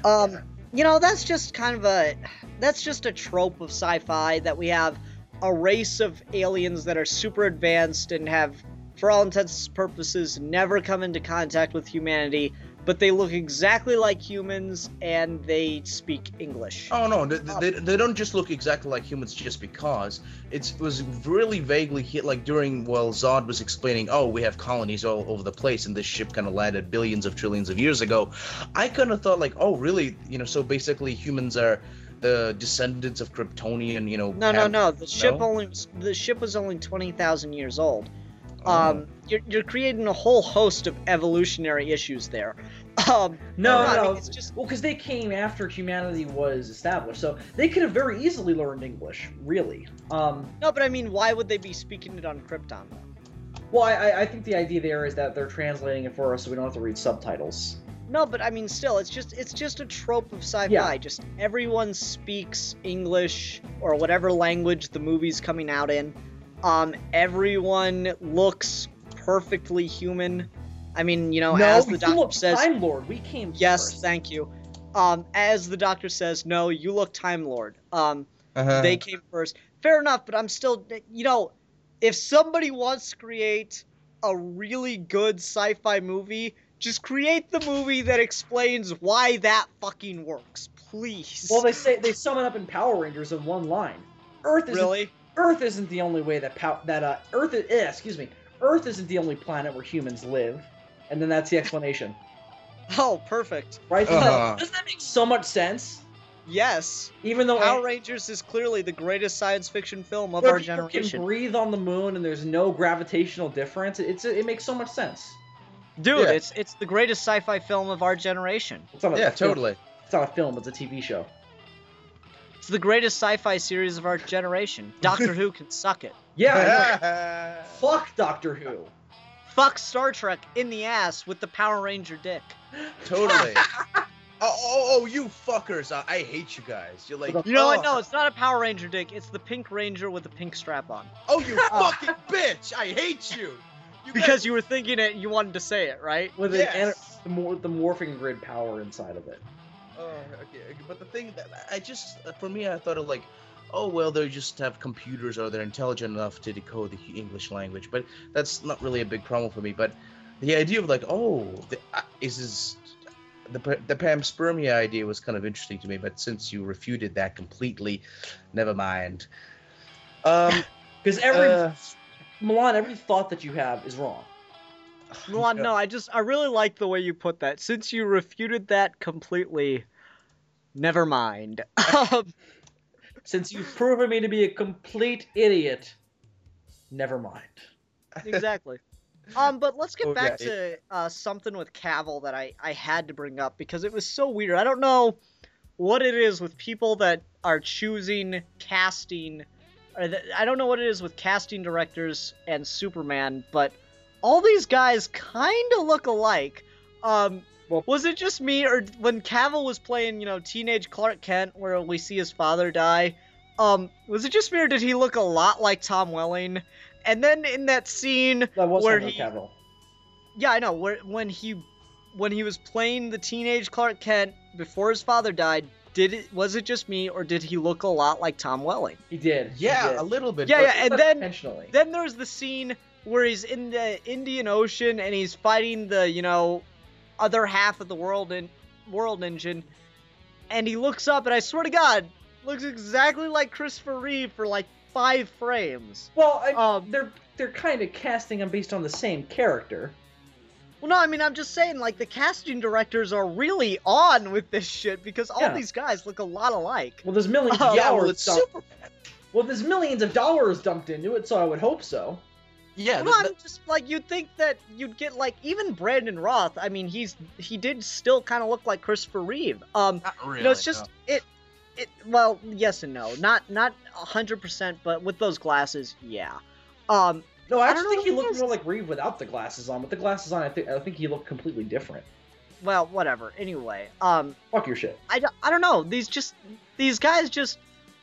The casting director is like, does every production that has anything to do with Superman just hire the same casting director and they're just like in love with Christopher Reeve or something? Well, I think I don't know. anyone who works on Superman is supposed to be in love with Christopher Reeve. Well, no, I mean, like, is the person doing the casting literally in love with Christopher Reeve and just like, I need to see him on screen again and again and again? It's like this creepy, like, immortalization in their mind. It's like, I must have my love in every frame of every Superman movie. And you just cut to like an editing room and they're just watching every frame of Superman fighting the World Engine and they're just stopping on the close-ups and they're creepily putting their hand on the screen and stroking it. And then No, I mean, I find it really weird that these are three completely different Supermen, and they like the actors look so similar. It's weird.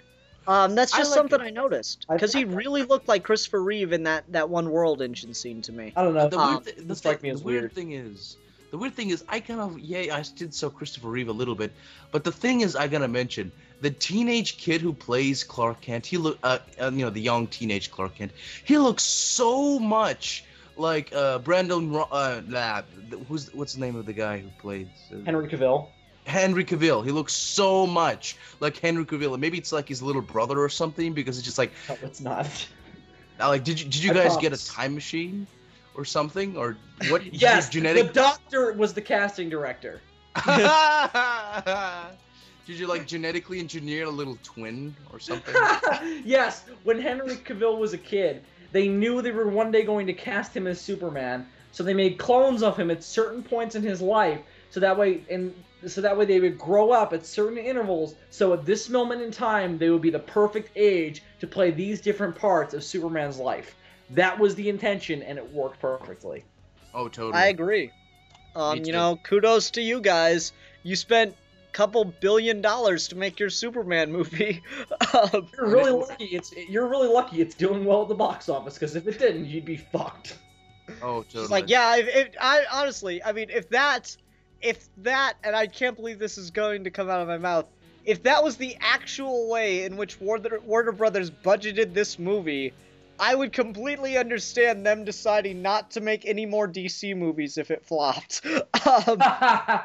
Totally. Oh my God. The thing with this movie is, it's just, I love how cohesive it is, and just how it's, even if they don't make any more sequels, it's just so big and it's so filled with so many little tidbits. People say that there's nowhere else for this series to go with Man of Steel. Shit! I know, right? I'm like, what? Dude, they left it so open. I know, right? Here's the thing. They did so little of... Okay, they make a big deal out of so little of Superman's mythology. Because this whole movie is about the Kryptonian aspects of his origin and, the farm stuff, and it's all about the Kryptonian stuff. There are so many other aspects of his mythology they didn't even touch on. Nothing of Lex Luthor. Nothing of... They did so little of his working at the Daily Planet. They have an infinite number of possibilities that they can take this franchise. It's insane. Who the fuck said that? Because I'm gonna go and rape them. Movie Bob. Bill, you really jumped to the rape card very quickly. I'm sorry, Yeah. I'm a New Yorker. It just happens. Really? Bill really jumps on that rape wagon, I just want an excuse, man. I just want an excuse. I just Bill, look for reasons. Bill's got like a very meticulous plan of how he would rape somebody. Yeah, I'm like Batman. I just have files on how I'm going to rape specific. Like you know how most teenagers practice, kissing or flexing in the mirror to impress somebody? Bill practices his rape moves in the mirror. I practice my creepy rapist smile every day before I brush my teeth. No, yeah, and you practice your chloroform grab. No, I have an entire thing of labeled rags for certain people. Now, for you two, I just wanted to say that they're both embroidered, so it's very, very nice. So when I finally, thank you. It'll be very comfortable and it'll feel great. Look, so I bet Bill watching this video anymore. Guys, I think I alienated all our viewers with the pink Power Rangers strap-on dildo. And then with I have plans on raping everybody in the planet. Look, and honestly, Milan, this is your fault. You know that, right? I know, right? Guys, I'm gonna beat you both. Look, Bill, I bet he has a female sculpture made out of watermelons tied up in his basement with a dog collar. I don't have a basement. Chained to his brick wall. You dug out a special rape basement just to practice. Bill has his own rape dungeon. A brief moment. Wait. Ladies, if you're looking to get raped in a classy way, I just want to let you know, my man Bill, he's got his own rape dungeon. That takes dedication. It's got its own furniture. It's got Wi-Fi. It's really nice. You gave your rape kidnap victim Wi-Fi? Free Wi-Fi. Oh, Bill, oh I'm wow. just- Oh wow, Bill. Not to poke holes in your plan, but to totally poke holes in your plan to kidnap and keep someone as a sex slave. Wouldn't they be able to contact people via Wi-Fi? Oh shit. Hang on, guys. Hang on, guys. I'll be right back. Oh my god, this is great. Shit, Denise, put down that computer. Oh, you guys have learned so much. Thank you. I feel so proud. Oh, this is so fucked up. This video is getting flagged. God damn it. Don't you ever contact your mother again. Oh my god, this is amazing. Sorry, had to take care of something. I'm back now. Oh my god. Billy, you never call them by their first name. You call them thing. They don't know which Denise. You is. call it it. Exactly. It is an it. It's Rubs the lotion on the its skin. Or less it gets the hose again. You're Oh, saying- we are brothers in No, no. arms. No, you call them that girl, and then the intro starts. That was an old ass reference. I apologize. Okay. So back to off the of movie. the rape. Back to the Okay. movie. Yeah, back to Yeah, the... I agree. I completely disagree with that idea that there's nowhere to go after this. I mean, I know, right? Oh. like, just because you didn't get a scene setting up Lex Luthor, like, you didn't get the military showing up, we need you to help take care of Superman. There's so much here. One of the theories that, like, I really don't want Lex Luthor to ever fight Superman in this continuity, but one of the theories I've heard is, what if this government came to Lex Luthor and was like, we need a weapon to be able to fight threats like this. Here's the Kryptonian armor that we picked up from Metropolis that Zod shed. You know, anything. There's a sequel. There's the Metallo best- right there. That's Metallo. Not the best road for a sequel, but it's there. I really think Lex should be the villain of the next movie. Totally. I think that I don't want Lex to be a villain in the sense that, like, you know, he fights Superman. No. I want Lex to be, you know, that background pulling the strings kind of guy that's profiting no matter what happens. I want, you know, as odd as it is, I want Lex to be like the Emperor in the first three in the prequels. Well, I think that he should be the one who puts another villain up against Superman, like Brainiac or like Metallo, or, you know, I don't even think we really need Brainiac in this continuity. I mean, I'd like to see. Oh no, I want to see Brainiac in this continuity. It depends how they do that, because the real Manos made a point that I agree with. I'm okay with if they do Brainiac as long as he's not connected to Krypton. I agree, because Zod was so much. There was a lot of Superman TAS Krypton in Zod, so. Well, that not just that, but like, I mean, he could maybe be connected to Krypton slightly. I don't want him to be a creation of Krypton. Something I thought about is, what if Brainiac was, you know, this technological monstrosity that haunted the early universe, but got trapped in the core of Krypton, and as they started to mine the core, they woke him up, and he destroyed the planet and then continued his programming. Whoa, destroyed the planet. So basically, Brainiac. You want Brainiac to be the one who destroyed Krypton? Yeah, but like he was part of its core for billions of years, and then as they mined the core, they woke him back up. I mean, it could work. I like the idea of just him stealing Kandor and, you know.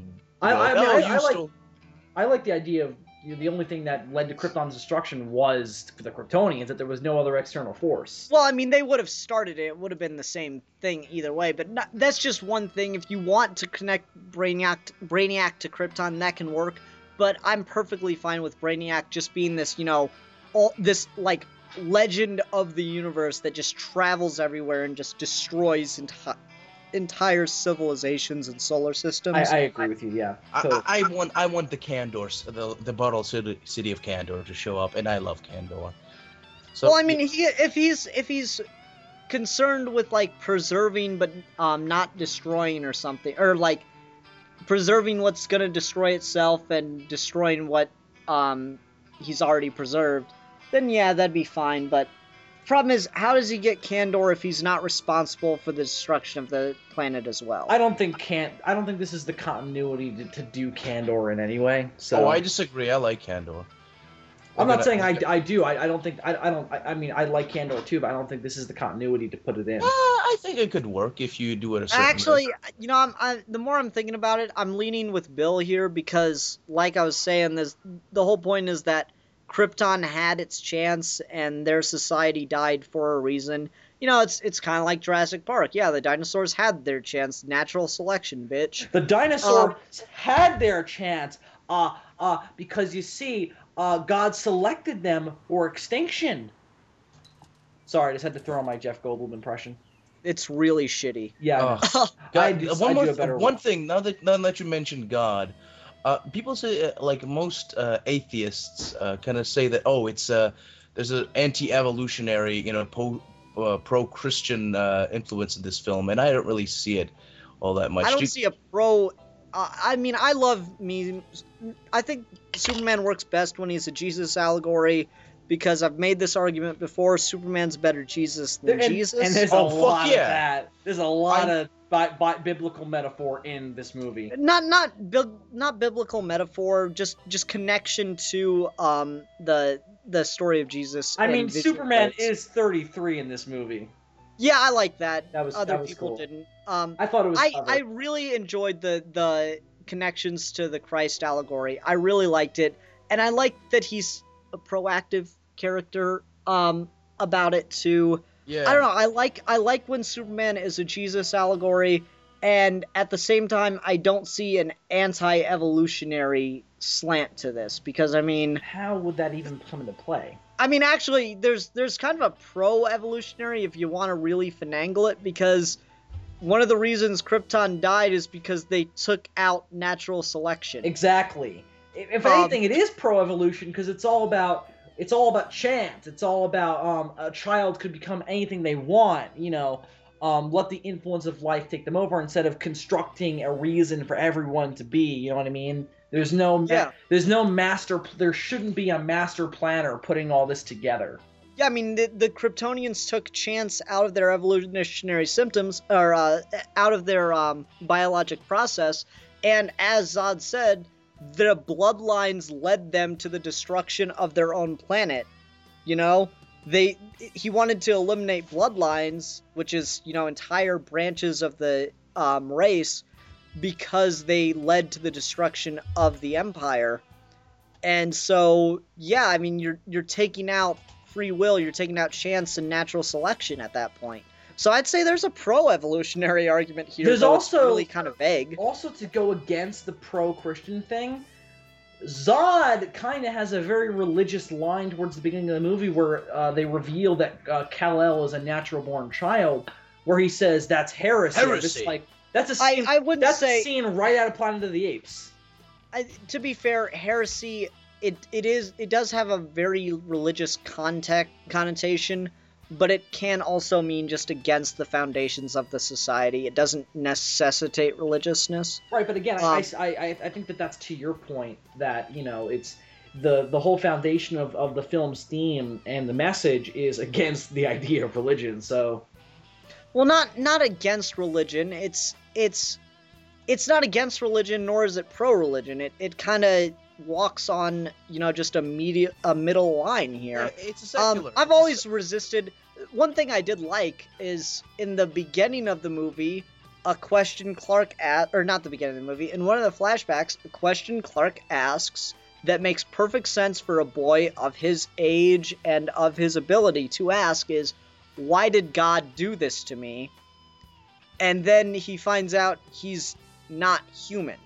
Like, he's always known he's not like everybody else, but he finds out he is literally not human, and he finds out that he was sent there by his real father. And I found that to be very interesting. So yes, it takes God out of it, but it doesn't really mean that, Superman has never been religious. I'm personally of the camp that I don't think Superman is religious. Well, there's a scene where he goes into a church and talks to a priest. Well, the thing with that is, that's the there's actual a difference. bully. There's a difference between counsel and religiousness. Let me get this out. I'm sorry. I know I'm kind of going on, but there's a difference between seeking counsel and seeking religious advice. Because he doesn't ask, what would God have me do? He just asks, what should I do? Right. He goes to someone he trusts. But the thing. No, I've just always disagreed with the idea that Superman is religious once he finds out he's an alien, because, I mean, it would seem odd for a being of unlimited power who is worshipped as a god often to believe that the entirety of the universe was created for the planet he happened to land on. Right. I always found that would be an issue that he would have to overcome, and so far, no writer I've gotten a hold of has really, tackled it yet. Well, here's the thing. In most continuities, he says, instead of, oh my god, he says, great Rao, which is the Kryptonian version of God. I've never seen that, so I can't really comment. I've seen Great Scott. I think that the thing with the priest, Bill, to answer your question, right before that scene, you get a flashback to a bully picking on him, pushing him down against the fence, and when he goes to Bill what's his name? The fat kid comes and helps him up. Pete comes and helps him up, but the priest is actually that kid. No, he's not. No, he's not. That's the IHOP employee. Oh, is it? Because the kid and the priest gonna look the same. Oh. Well, no, because the kid's fat as fuck and the priest is. No, the kid. The bully. I'm talking the bully. Oh, the bully that pushed him down. The bully and the bully and the priest are the same guy. I don't know. I don't believe you, but I'm open to the suggestion. I mean, that would be interesting. I just don't know if there's not enough there to let you know it's the same person. I'm gonna look it up though. Do that, please, and let us know. I don't know. I found that scene. Yes, he goes to see a priest. I think that was more Zack Snyder just wanting to put Jesus in a red cape behind Superman. That was awesome. But let me talk about that scene a little bit, because something weird happened at my theater that, I don't know, it's gonna glue that scene in my memory for, I don't know, forever sounds about right. So, we're watching the movie, midnight showing, and that scene's starting. We see Superman walk into the church, and then the lights come up. Movie's still going, and I'm like looking around trying to figure out what's going on. Manager and two paramedics come into the theater, and the manager says, "We're looking for a priest." And this guy gets up and walks over there, and he's like, "Sorry for the interruption, everybody," and the lights go back down. I was like, huh, that's new. They needed an exorcist. Somebody was going crazy in another Twilight film. Shut the fuck up. Someone was dying, jackass. Oh, okay then. Sorry. That was incredibly rude. I said paramedics were there. Oh. Okay. God damn, you can be such a douche sometimes. I thought they were looking for a priest. It was. Yeah. It's called Last Rites, Milan. Oh, fuck. Shit. Oh, god damn it. I feel like a jackass. You should. And I know we just talked about having a rape dungeon a couple minutes ago, but goddamn, this was a real person. Okay, I'm sorry, real person. No, but I don't know. I found that to be very fascinating. It kind of glues that scene in my mind for some reason. And I mean, yes, Superman does go to a priest. Milan, you do raise a good point. Is he religious in this movie? I don't think so. I don't know. They are not the same person. Okay. Generally, I don't think that Superman's a religious person later on in life after he finds out his origin. But in this movie, I don't know. Maybe we don't get enough of it for me to give a clear indication. Yes, he goes to a priest to seek advice. Fair point. But counter-argument, who else does he have to go to? He was raised in Kansas. Well, I think the point was more he was going to someone he trusted. Someone who he knew wouldn't throw him under the bus when he told him, "I'm the one they're looking for." I suppose so. Well, I mean, yeah, a priest can't tell anybody Exactly. I don't know. It's up for debate. We'd have to see more from it before we could fully call it, just because it's not necessarily in part of Superman's character to be religious. So I don't know. I'd have to see more to really tell you anything. But now that we're talking about Smallville a little bit, and this is where we got the majority of it. Did you guys, because I've heard this, Bill, we talked about it briefly during your live show, but we got off of it Oh, God. Did you guys feel that there was an abundance of product placement? Not to the Not point where really. it was distracting.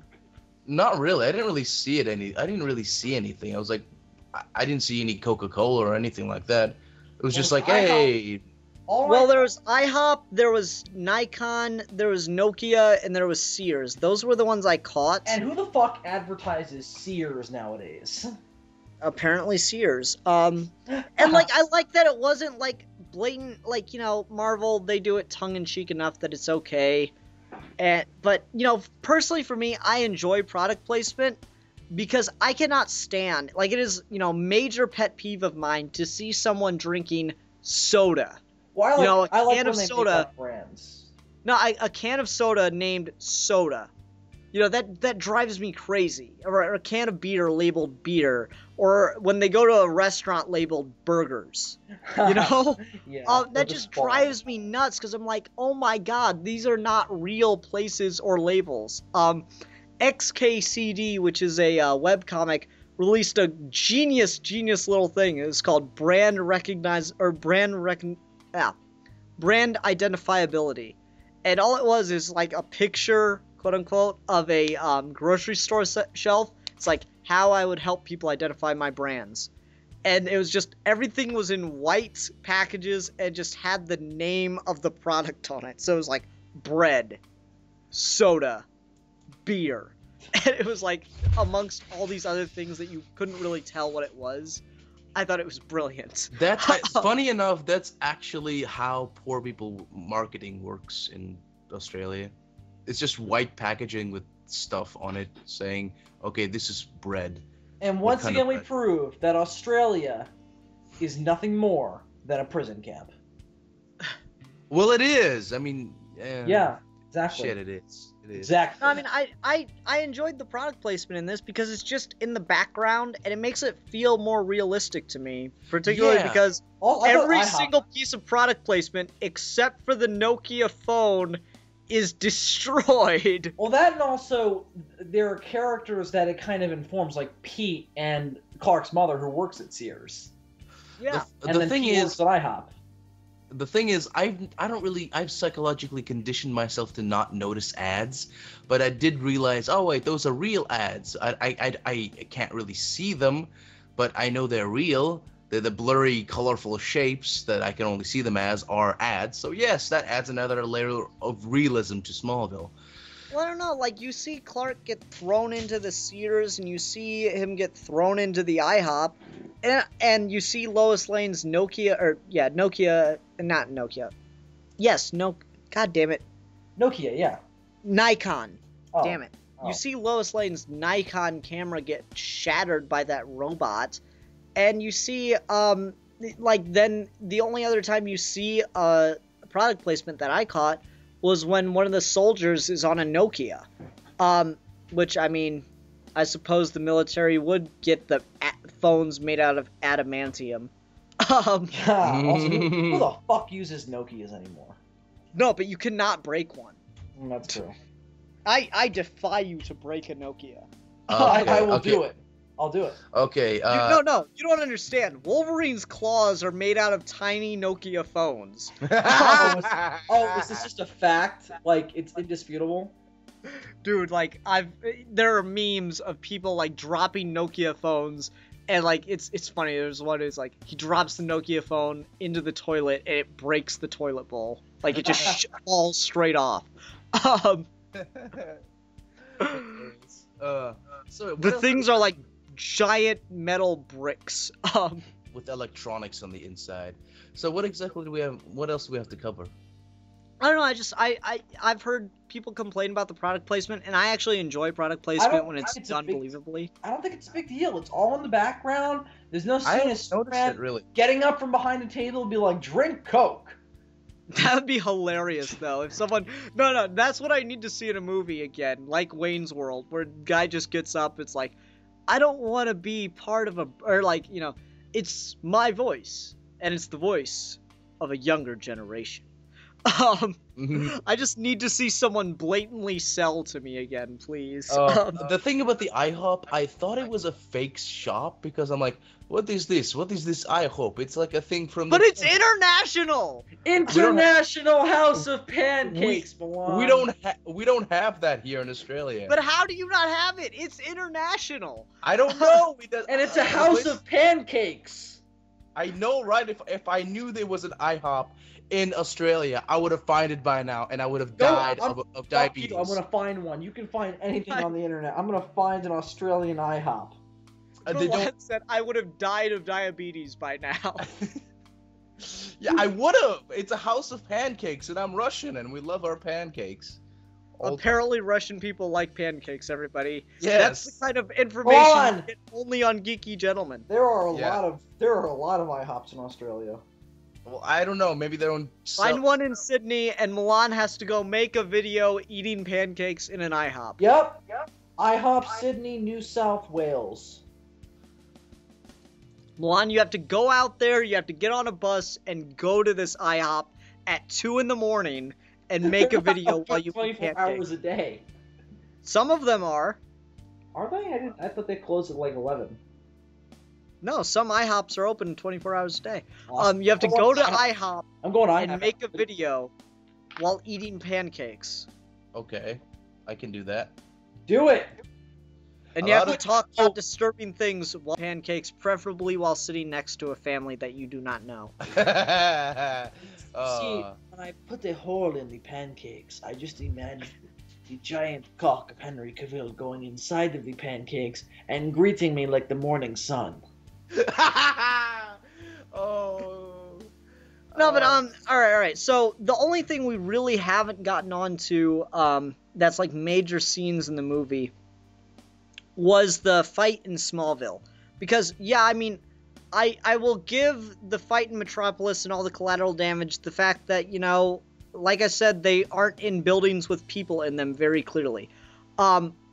Now, the other thing is the fight in Smallville, he tells people to get inside, and, you know, you got planes crashing, and he's getting thrown into buildings. That's the big one there. I mean, there he should have left the middle of the city, but he didn't, you know? Yeah, I agree. He should have left. But again, young Superman, he's got other things on his mind. I think that it's excusable. Mm-hmm. How about you, Milan? I didn't really mind all that much. Like, I could see that, oh, wait. There were some people running around, and it didn't really bother me. I was just kind of so gobsmacked by the awesomeness of the fight. I'm like, oh my god, things are getting destroyed and people are dead. This is awesome. But you know what, that actually reminds me, and that makes it good. You know what, that actually reminds me of something that I meant to ask, or I meant to bring up. Alright, so like, did anyone else find it slightly hilarious that Superman inadvertently teaches Zod how to beat him? How so? Oh yeah, he's the one does. that's like, oh. Yeah, he's the one that tells Zod all you have to do is focus. And all that shit stops. Listen to my voice. Pretend it's an island. Yeah. And just, am I the only one that found that hilarious? No, there needs to be a parody where it's like, shit. No, wait. Listen to my voice and pretend it's a giant desert with no end. He's like, nope, too late. Punches him and kills him, and that's the end of the movie. Yeah, I mean, like, I just found it funny that, like, Superman finally got a weakness that he could use against Zod, and then he just, you know, ruins it for himself by explaining how to overcome it. Just like any American, he fucks it up. He really is an American. He exposes his weaknesses to the enemy. And yet he wins in the end. Such an American. Totally. He fucks up, millions die, but he still wins the end because he has the biggest guns. Oh, here's something we haven't covered at all. What did you guys think of Amy Adams as Lois Lane? I thought she was good. I really liked the approach they took with her in this. I was like, we finally got a movie where she finds out Clark is Superman, like at the beginning of the movie. I thought that was awesome. Yep. Yeah, and I like that she's gonna be his in the sequel for, you know, becoming a reporter and all that stuff. And something I think that would be really awesome is if she teaches him how to put on the persona to fool other people. I would like that too. It'd That's also be nice something for them to just be dating, like casually. that'd be cool. Or if they start dating in the middle of the movie or something like that. Well, because they're Honestly, for the make out sequel, in this movie, so they're clearly like together. you know what would be interesting for the sequel? Yeah. Is if we don't necessarily have a huge threat. Like, we could have a small threat that kind of builds throughout the entire movie, but if the majority of the movie is just Superman running around being Superman. Well, here's what I think the next movie, where this movie worked for being really dialogue light, and since it's all about Krypton, I think that works. I think the next movie should be pretty dialogue heavy, or at least have more dialogue. So we get a little deeper into Superman specifically that way. And I think that we can focus on, like, and again, maybe we could focus on how he feels about killing Zod at the end of this movie. And I think that with Lex, that could also come into play. We get a Superman who can't. We get a Superman villain where with Zod, it was all about the fighting, because that's who Zod is. And with the next villain, it's all about Superman matching wits. Oh yeah, that's a great idea for Lex Luthor, because just a battle. Yeah, but I don't want to see Lex Luthor go to jail, and I don't want to see Lex Luthor fight Superman in this. So you want Lex Luthor to get away with it? I want Lex Luthor to be like he was in Man of Steel. That is the greatest Lex Luthor story ever told. And Brian Azzarello pissed me the fuck off when he fucked up Joker. Okay, guys. Okay, this is not that review. We will make that review one of these days. And Ian I've got to do it with Cap if he ever buys that damn book. Anyway, no, it's just like Lex Luthor, Man of Steel, which odd title coincidence there, is the greatest Lex Luthor story ever told, because it captures Lex as he should be, as a behind-the-scenes guy that isn't going to go fight Superman. He's smarter than that. I never really cared for Lex in the robot suit. It's always kind of dumb. I agree with you. I completely agree with you. Because, like, has it ever even kind of worked? Doesn't Superman just tear it apart in, like, 2 minutes always? Well, only when it's used in the same way as Metallo, when it's got kryptonite in it, which I'm just like, then just use Metallo. Yeah, I mean, really, it's just a pointless reason to get them to fight each other. The only time that it made sense for Lex Luthor to be beating up Superman was in All-Star Superman when he had his powers. Right, yeah. Yes! That made so much sense. I want a scene where Lex Luthor explains why he hates Superman. And I mean, like, if you think about it, he doesn't have to explain. He just points like, your people destroyed half of my city. Yeah, I mean, this is like the best continuity to do the Man of Steel story, the Lex Luthor Man of Steel story too, because that's like that's the excuse he uses for hating Superman in that book. Right. He hates Superman because he's a complete egotist. But anyway, yeah, I mean, the sequel is going to be an interesting area.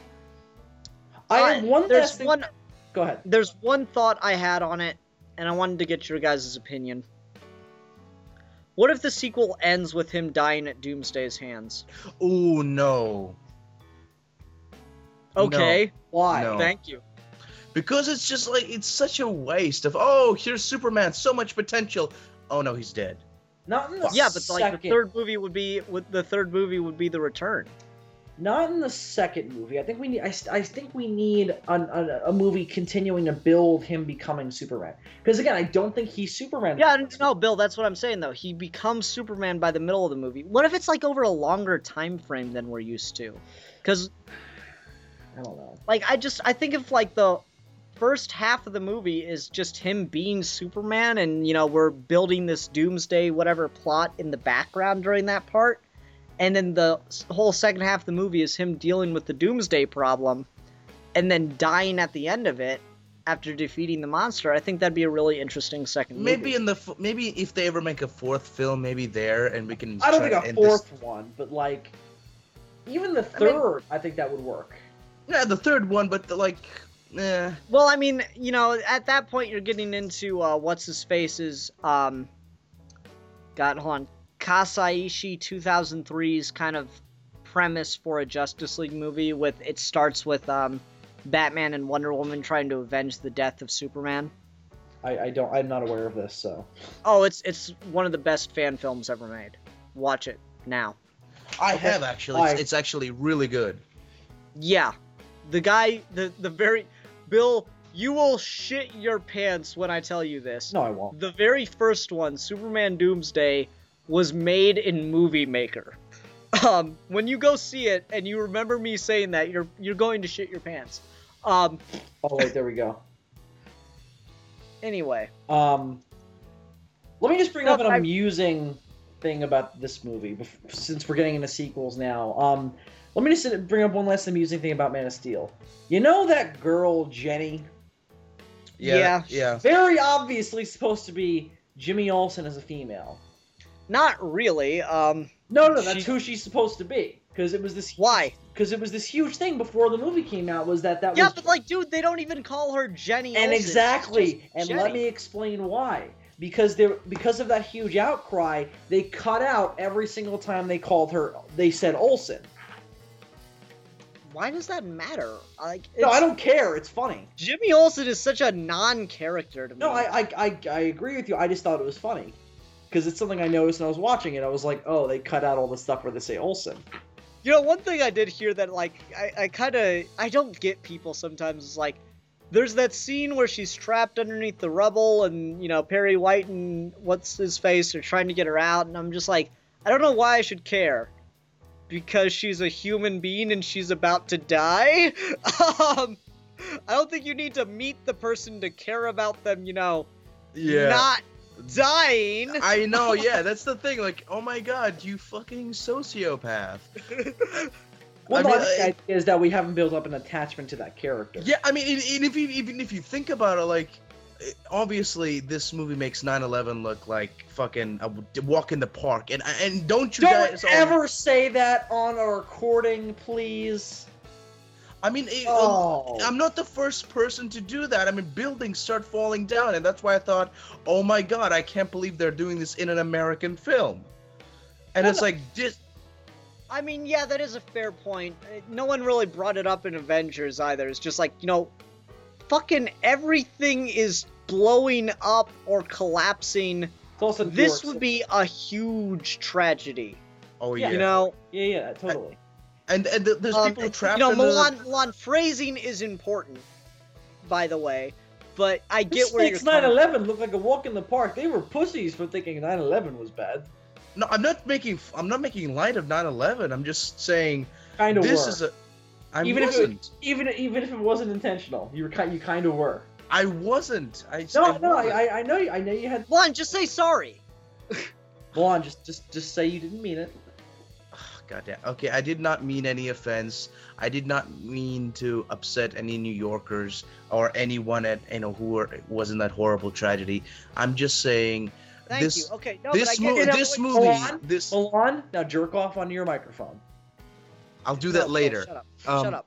No, but Milan's right. I mean, like if we were to actually have, you know, some kind of event that collapsed multiple buildings in one city and there was nothing we could do to stop it, that is a big fucking deal, and it would make it. We have no point of reference. That's the perfect way to put it. Subtract 9/11. Fucking the idea of we find out that there is a man with Superman's ability actually. Well, no, hold on, Bill. Let me try to finish this. Sure. We have no point of reference. 9/11 is the only point of reference an American audience has towards this, right? Right. And you know, that's what he's saying is that was quote unquote only 2 buildings. You know, imagine the heart of a city just starts to collapse out, you know, outward. Right. That's, you know, there's no frame of reference for how bad that could be. And I was, you know, edge of my seat, freaked out. You know, I was pulling for her when, you know, it got closer and closer and she was trapped underneath that rubble. I was legitimately freaked out for her. And when Perry grabbed her hand and, you know, just tilted his head down and he was like looking really somber, I felt something. I don't know why people weren't connected to her. I know, yeah. We didn't get to see her develop as a character. Okay. It's a girl trapped in a pile of rubble with people trying to help her while imminent danger approaches. You know, actually, it reminds me of like one of the most fucked up jokes I know. That mentality reminds me of one of the most fucked up jokes I know. All right, here we go. Oh no. So I was walking down the street and I saw a poster on a wall, and I don't usually stop to read these things, but I did. And it was a picture of this little girl, and underneath it said missing, name Amber, blonde hair, blue eyes, always smiling. I've heard this And I one. thought, oh, that's really sad.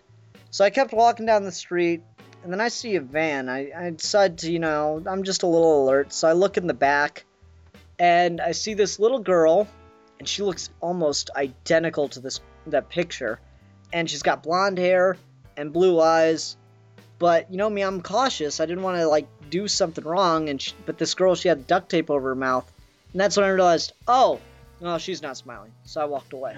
Yeah, I've heard that joke before. I heard that from Ricky that Gervais. That is horrible.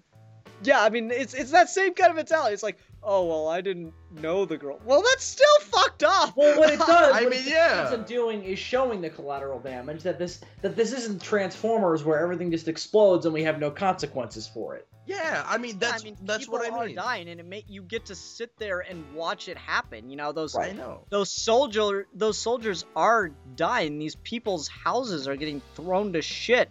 And I like the line that Martha Kent has, where she says, it's just stuff, Clark. It can be replaced. That kind of covers the collateral damage side of things. As long as people aren't dying, I'm okay with buildings collapsing.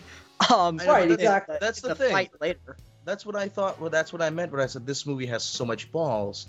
Just to imply such a huge number of dead, from buildings collapsing and all that. I'm like, no, I mean, I don't mean that part. Well, people are complaining about Superman just destroying buildings, whether or not people are dying. Someone brought that up. It's like, well, just even the if buildings, they just even if people aren't dying, because I talked to somebody about this. Even if people aren't dying, I'm not okay with Superman just throwing people through buildings. He doesn't cause collateral damage. There was that whole scene with his mom saying it was just stuff. It can be replaced. Yeah, exactly. I mean, it makes new jobs. I mean, Well, Actually, that is one of from the that. advertisements. That's one of the advertisements I saw for Man of Steel before I got to go to the movie. Was I think it was Burger King, and it was like a construction worker, and he's like, I work construction in Metropolis, and that's a tough job. You need to stay, keep your energy up. That's why I eat Whoppers. A lot of good carbs and calories in that. Yeah. And then hold on, and then in the background you see Superman land, and the construction worker looks over and it's new pavement, and Superman's like, sorry. He shrugs his shoulders, sorry, and then the guy's like, it's okay. Superman just takes off. It was awesome. I saw that too. That was fantastic. But I'm really, people didn't give a shit about the people. They only cared about the destroyed buildings. Well, no, they were saying even if people aren't in the buildings, I'm not okay with Superman blowing or throwing people through buildings. Then what's the point of collateral. having us two superheroes fighting? What's the point? This is a movie. Well, it should happen in a field or on the ocean because that's fuck them. That's If boring. Superman is punching someone, he's not gonna think, oh, these buildings are more important than getting this job done. I don't know, Bobby brought up a point forever ago. This isn't Superman related, but Bobby brought up a point forever ago of he was watching an old episode of the Adam West Batman show where Batman was fighting. No, he was watching Batman and Robin, and Batman's fighting in that museum with Mr. Freeze, and Ian, there's no difference between those two things. Well, anyway, he's fighting that museum with Mr. Freeze, and he clearly loses the fight because he's trying to save all the objects in the museum from getting destroyed. And Bobby just made the point, I want to see the Christian Bale Batman in this area because this would be awesome. Everything will be broken, including Mr. Freeze. And I mean, it's weird. No one really complained about the collateral damage in Batman Begins. Because he blew up parked cars. I mean, Batman he's blew up. Batman. He doesn't care. I'm just like, well, they're both. Dude, Batman blew up parked cars, and we saw the kids there were people waiting in those parked cars. How do you know there wasn't a baby in one of those parked cars? Batman might have killed the baby. Because it's Batman. They're terrible parents.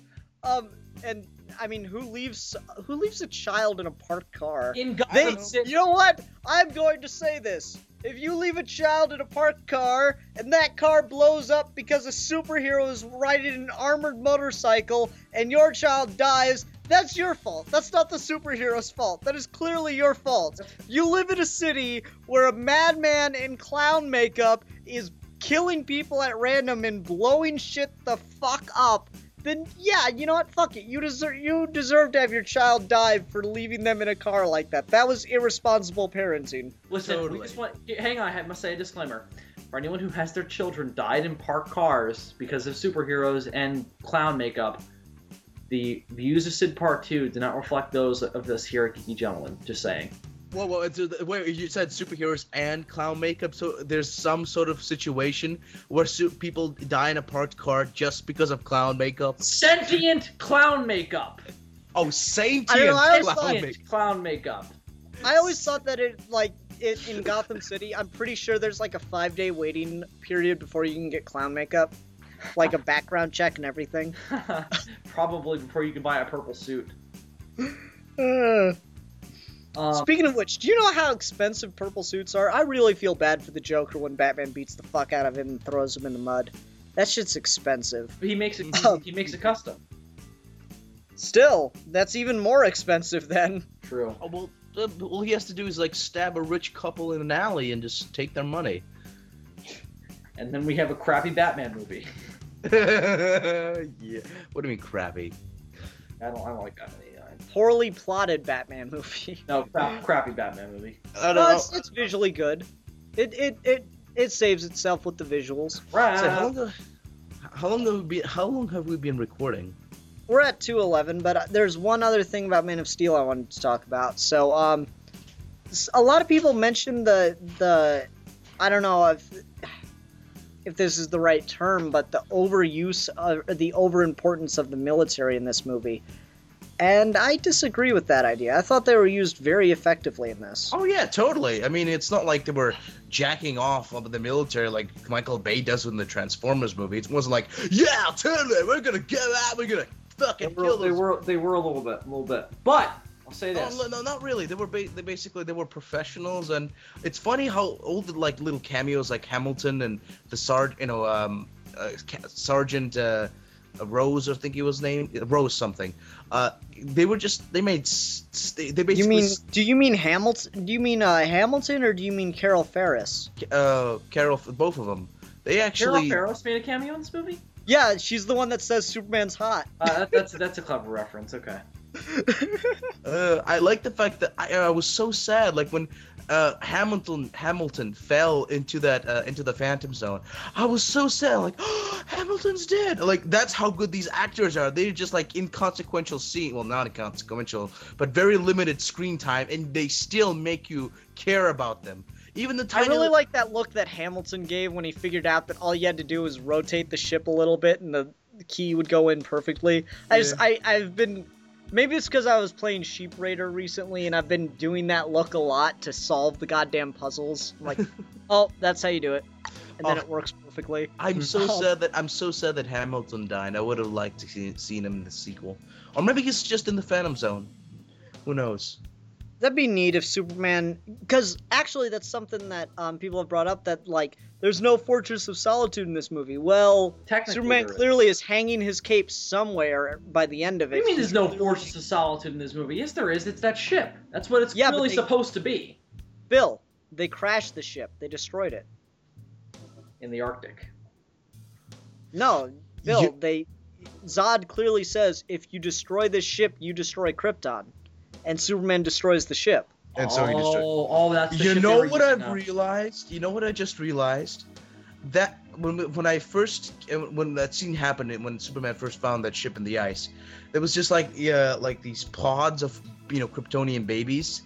So when Superman destroyed that ship, did he kill all those Kryptonian babies? They weren't alive yet. They were essentially just like he essentially aborted thousands of babies because they had no consciousness. Oh, well, no. like that's And now Superman's. this is going to turn into an abortion debate. Great. No, I mean Superman's that's pro-choice. that was the whole point of the, well, not really, because he Oh my killed them. God. No, I mean that was the whole point of the Kodak, is that Kryptonians are like the physical shell means nothing until you implant this codec of essentially consciousness into them. Well, and then also- they're born. Well, also, isn't it implied that that couldn't work anyway without the codex because it's right in the center of all that?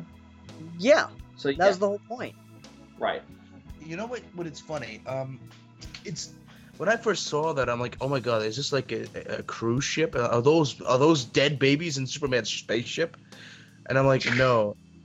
Like, Just Lois Lane is meandering around the Fortress of Solitude long into their relationship. She just looks over and there's like a bunch of dead babies, and they're just like, Clark?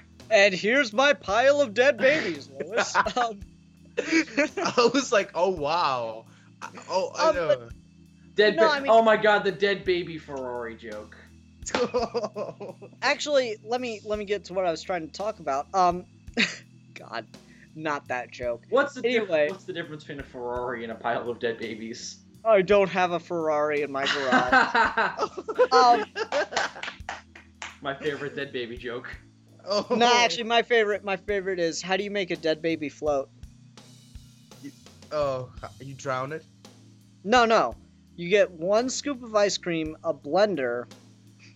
Oh my god. Damn. Oh.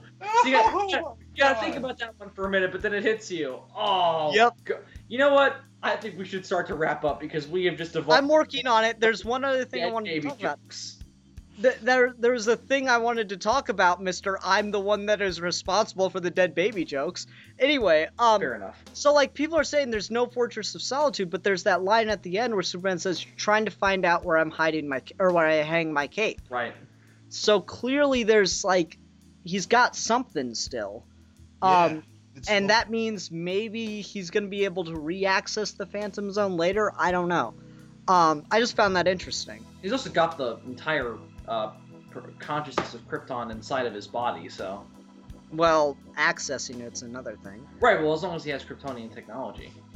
Mm. I also liked that instead of just being a bunch of recorded videos, that Jor-El's consciousness was inside of that ship instead of just a bunch. That was brilliant. That was Oh, it that was. fixed every nonsensical part of the Marlon Brando Jor-El, because it's like, did he really anticipate all this shit? Really? And like it works because I mean to be fair to Richard Donner and that era of the Superman film, you know, computers weren't the thing they are now. The idea of implanting your consciousness into a computer system, not exactly the first kind of thought that'll come to a lot of Right, but people's it makes a lot more sense when you actually see them having conversations. I like the fact that Badass Jor-El, that's how I'm going to refer to him now, as Badass Jor-El. That's the Russell Crowe Jor-El, the badass Jor-El. I love the fact how he saves Lois Lane. He's just gonna walk. It's like, okay, and he just kind of does the whole hand wave of I love actually of I all love the hand gestures. I love that when Jor-El, badass Jor-El becomes Jor-El the stewardess, and just waves her into her little pod. Move your head to the left. I really like his outfit too. It's fucking awesome. I love the I scene love where how he makes- everyone has their own Superman costume. That was brilliant. I love the fact how it seems kind of really worn and really not functional, but it's very pretty. He's space I Galileo. like He's that it space. looks like. Let me finish, goddammit. He's space Galileo. Let me finish, Mickey. Don't take my shoes. Mickey is gone. He's been gone for a long time. He's in the. Did you kill Mickey? Did you eat him, Milan? there's- Yeah, he did. He did. That's what okay, guys. I'm serious. Okay, seriously. I love that scene where basically he flies up to the pod area with the children when he's flying. It's in the beginning of the film on his flying Badoon animal thing. on his And he flying pterodactyl. Okay, it comes in flying when he's flying I'm pterodactyl. pretty sure all pterodactyls fly. Just Okay, saying. okay. But he basically he takes off his On coat. Jor-El's flying pterodactyl. Okay. Badass He takes off. He's about to leap into that pool of baby fetus things, and he takes off his jacket, and he's basically, oh wow, that's a Superman suit that we're gonna see later, and he jumps in like, that's pretty cool. It's cool. It's like, oh my goodness, Jor-El that's another way of seeing how well and fleshed out Krypton looks. It's not what I you would really like. I really like how ornate and how detailed and how intricate the costuming on the Kryptonian things are. It looks so regal, so medieval in its own way of that. It's like that knight's armor kind of thing with like the chainmail and stuff. It's just so intricately designed and things like that. And like I hear a lot of people complain about that, and I don't get why. Well, we're shooting in HD. Do you really just want to see flat fabric still? I think it's sexy. I think it's fucking sexy. Oh, I agree. It's fucking sexy. It is fucking sexy. I mean, I think it's awesome. Sexy. I think that the new costume is awesome. I think it's sick. Oh, it is. It is. It's sick-tastic. Sick-tastic Films. Copyright Zanzibar. It's sex-tastic. Now here's the question: have you got Zanzibar copywritten? Copywritten? Yeah. Well, there's a chick on Twitter who uses that name, and I haven't filed suit yet, but yes. Really? There's a Zanzibar on Twitter? That's weird. Yeah, it's bizarre. And it's a female? Oh my god, you gotta go track her down. You gotta track her down and mate with her, for she's another. We're gonna fuck one day. It's gonna happen. No. She won't. I'm gonna find her on Twitter and send her just that part of the video. You know what? I don't really care, because that could potentially get me laid. So. You know, no, not laid. You can practice in your rape basement. Yeah. Oh, I can put Zanzibar in my rape basement. Yeah. Oh yeah. I'll refer to her as titted Zanzibar. So I've just got this image of Godzilla with tits now. Oh God. See that? Although I found out recently that Godzilla's probably gay, so. What? Well, based in the children's novel Godzilla vs. the Space Monsters, Godzilla's probably gay. Because there's a scene where he wraps tails and hugs Anguirus, and they lay there for a while, so they're probably gay. Ah, okay. Maybe they're just doing it. Maybe it was a platonic tail. No, they're gay. Fucking gay.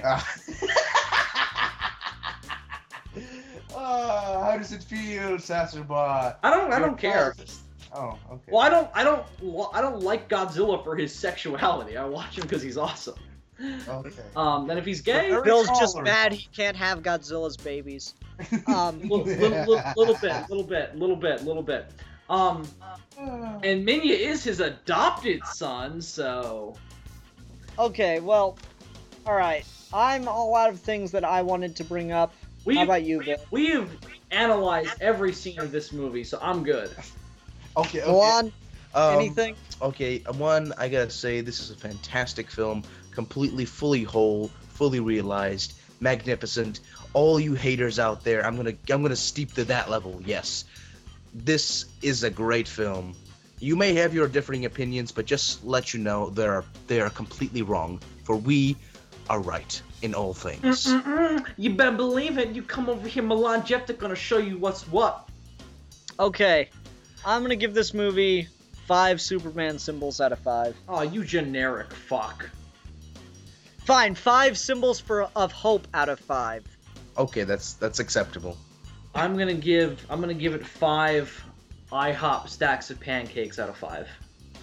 I give it 5 Superman shooting lasers at Zod's head out of 5. Actually, I apologize. I'm gonna retract that. Actually, I'm actually gonna give it 4 stacks of IHOP pancakes out of 5. I'm gonna take off a point. Sorry. What are you taking off the point for? I don't know. I thought there was some awkward line delivery. From who else? We covered I thought the scene where Jonathan says the line, "You're the question. You're the answer, son. The answer to are we alone?" I thought that was a little awkward. So I'm gonna. Also, I don't know. I'm gonna give it a 4 out of 5. I'm taking a point off. All right, I was just wondering if there's anything in particular. You know, acting's sometimes kind of a taste thing. I don't agree with you. That means you're objectively wrong. Yeah. Sorry. You're no longer Ian, part of the... You're on my list. You're next in the rape basement. you always give cute. him the best things. You always give him the best things. God. Milan, you've been in there 5 times this week. You had your I turn. know, but I'm spoiled. God. You are. Now get back in the kitchen. Yes, master. Okay, this got incredibly uncomfortable, so hi all those new viewers that actually listened all this way. You sick fucks. Oh, Welcome our to the kind club. Of people. Our kind Okay, I'm gonna try to get this up Friday morning. It's 1 a.m. Friday morning right now as we record this, so I'm gonna try to have this up Friday. Over the weekend, look out for the newest episode, which is gonna be The Man from Earth. So, until next time, I'm the Philosopher. I'm the fanatic. And I'm the madman. And we are your geeky gentlemen, and we will be discussing things.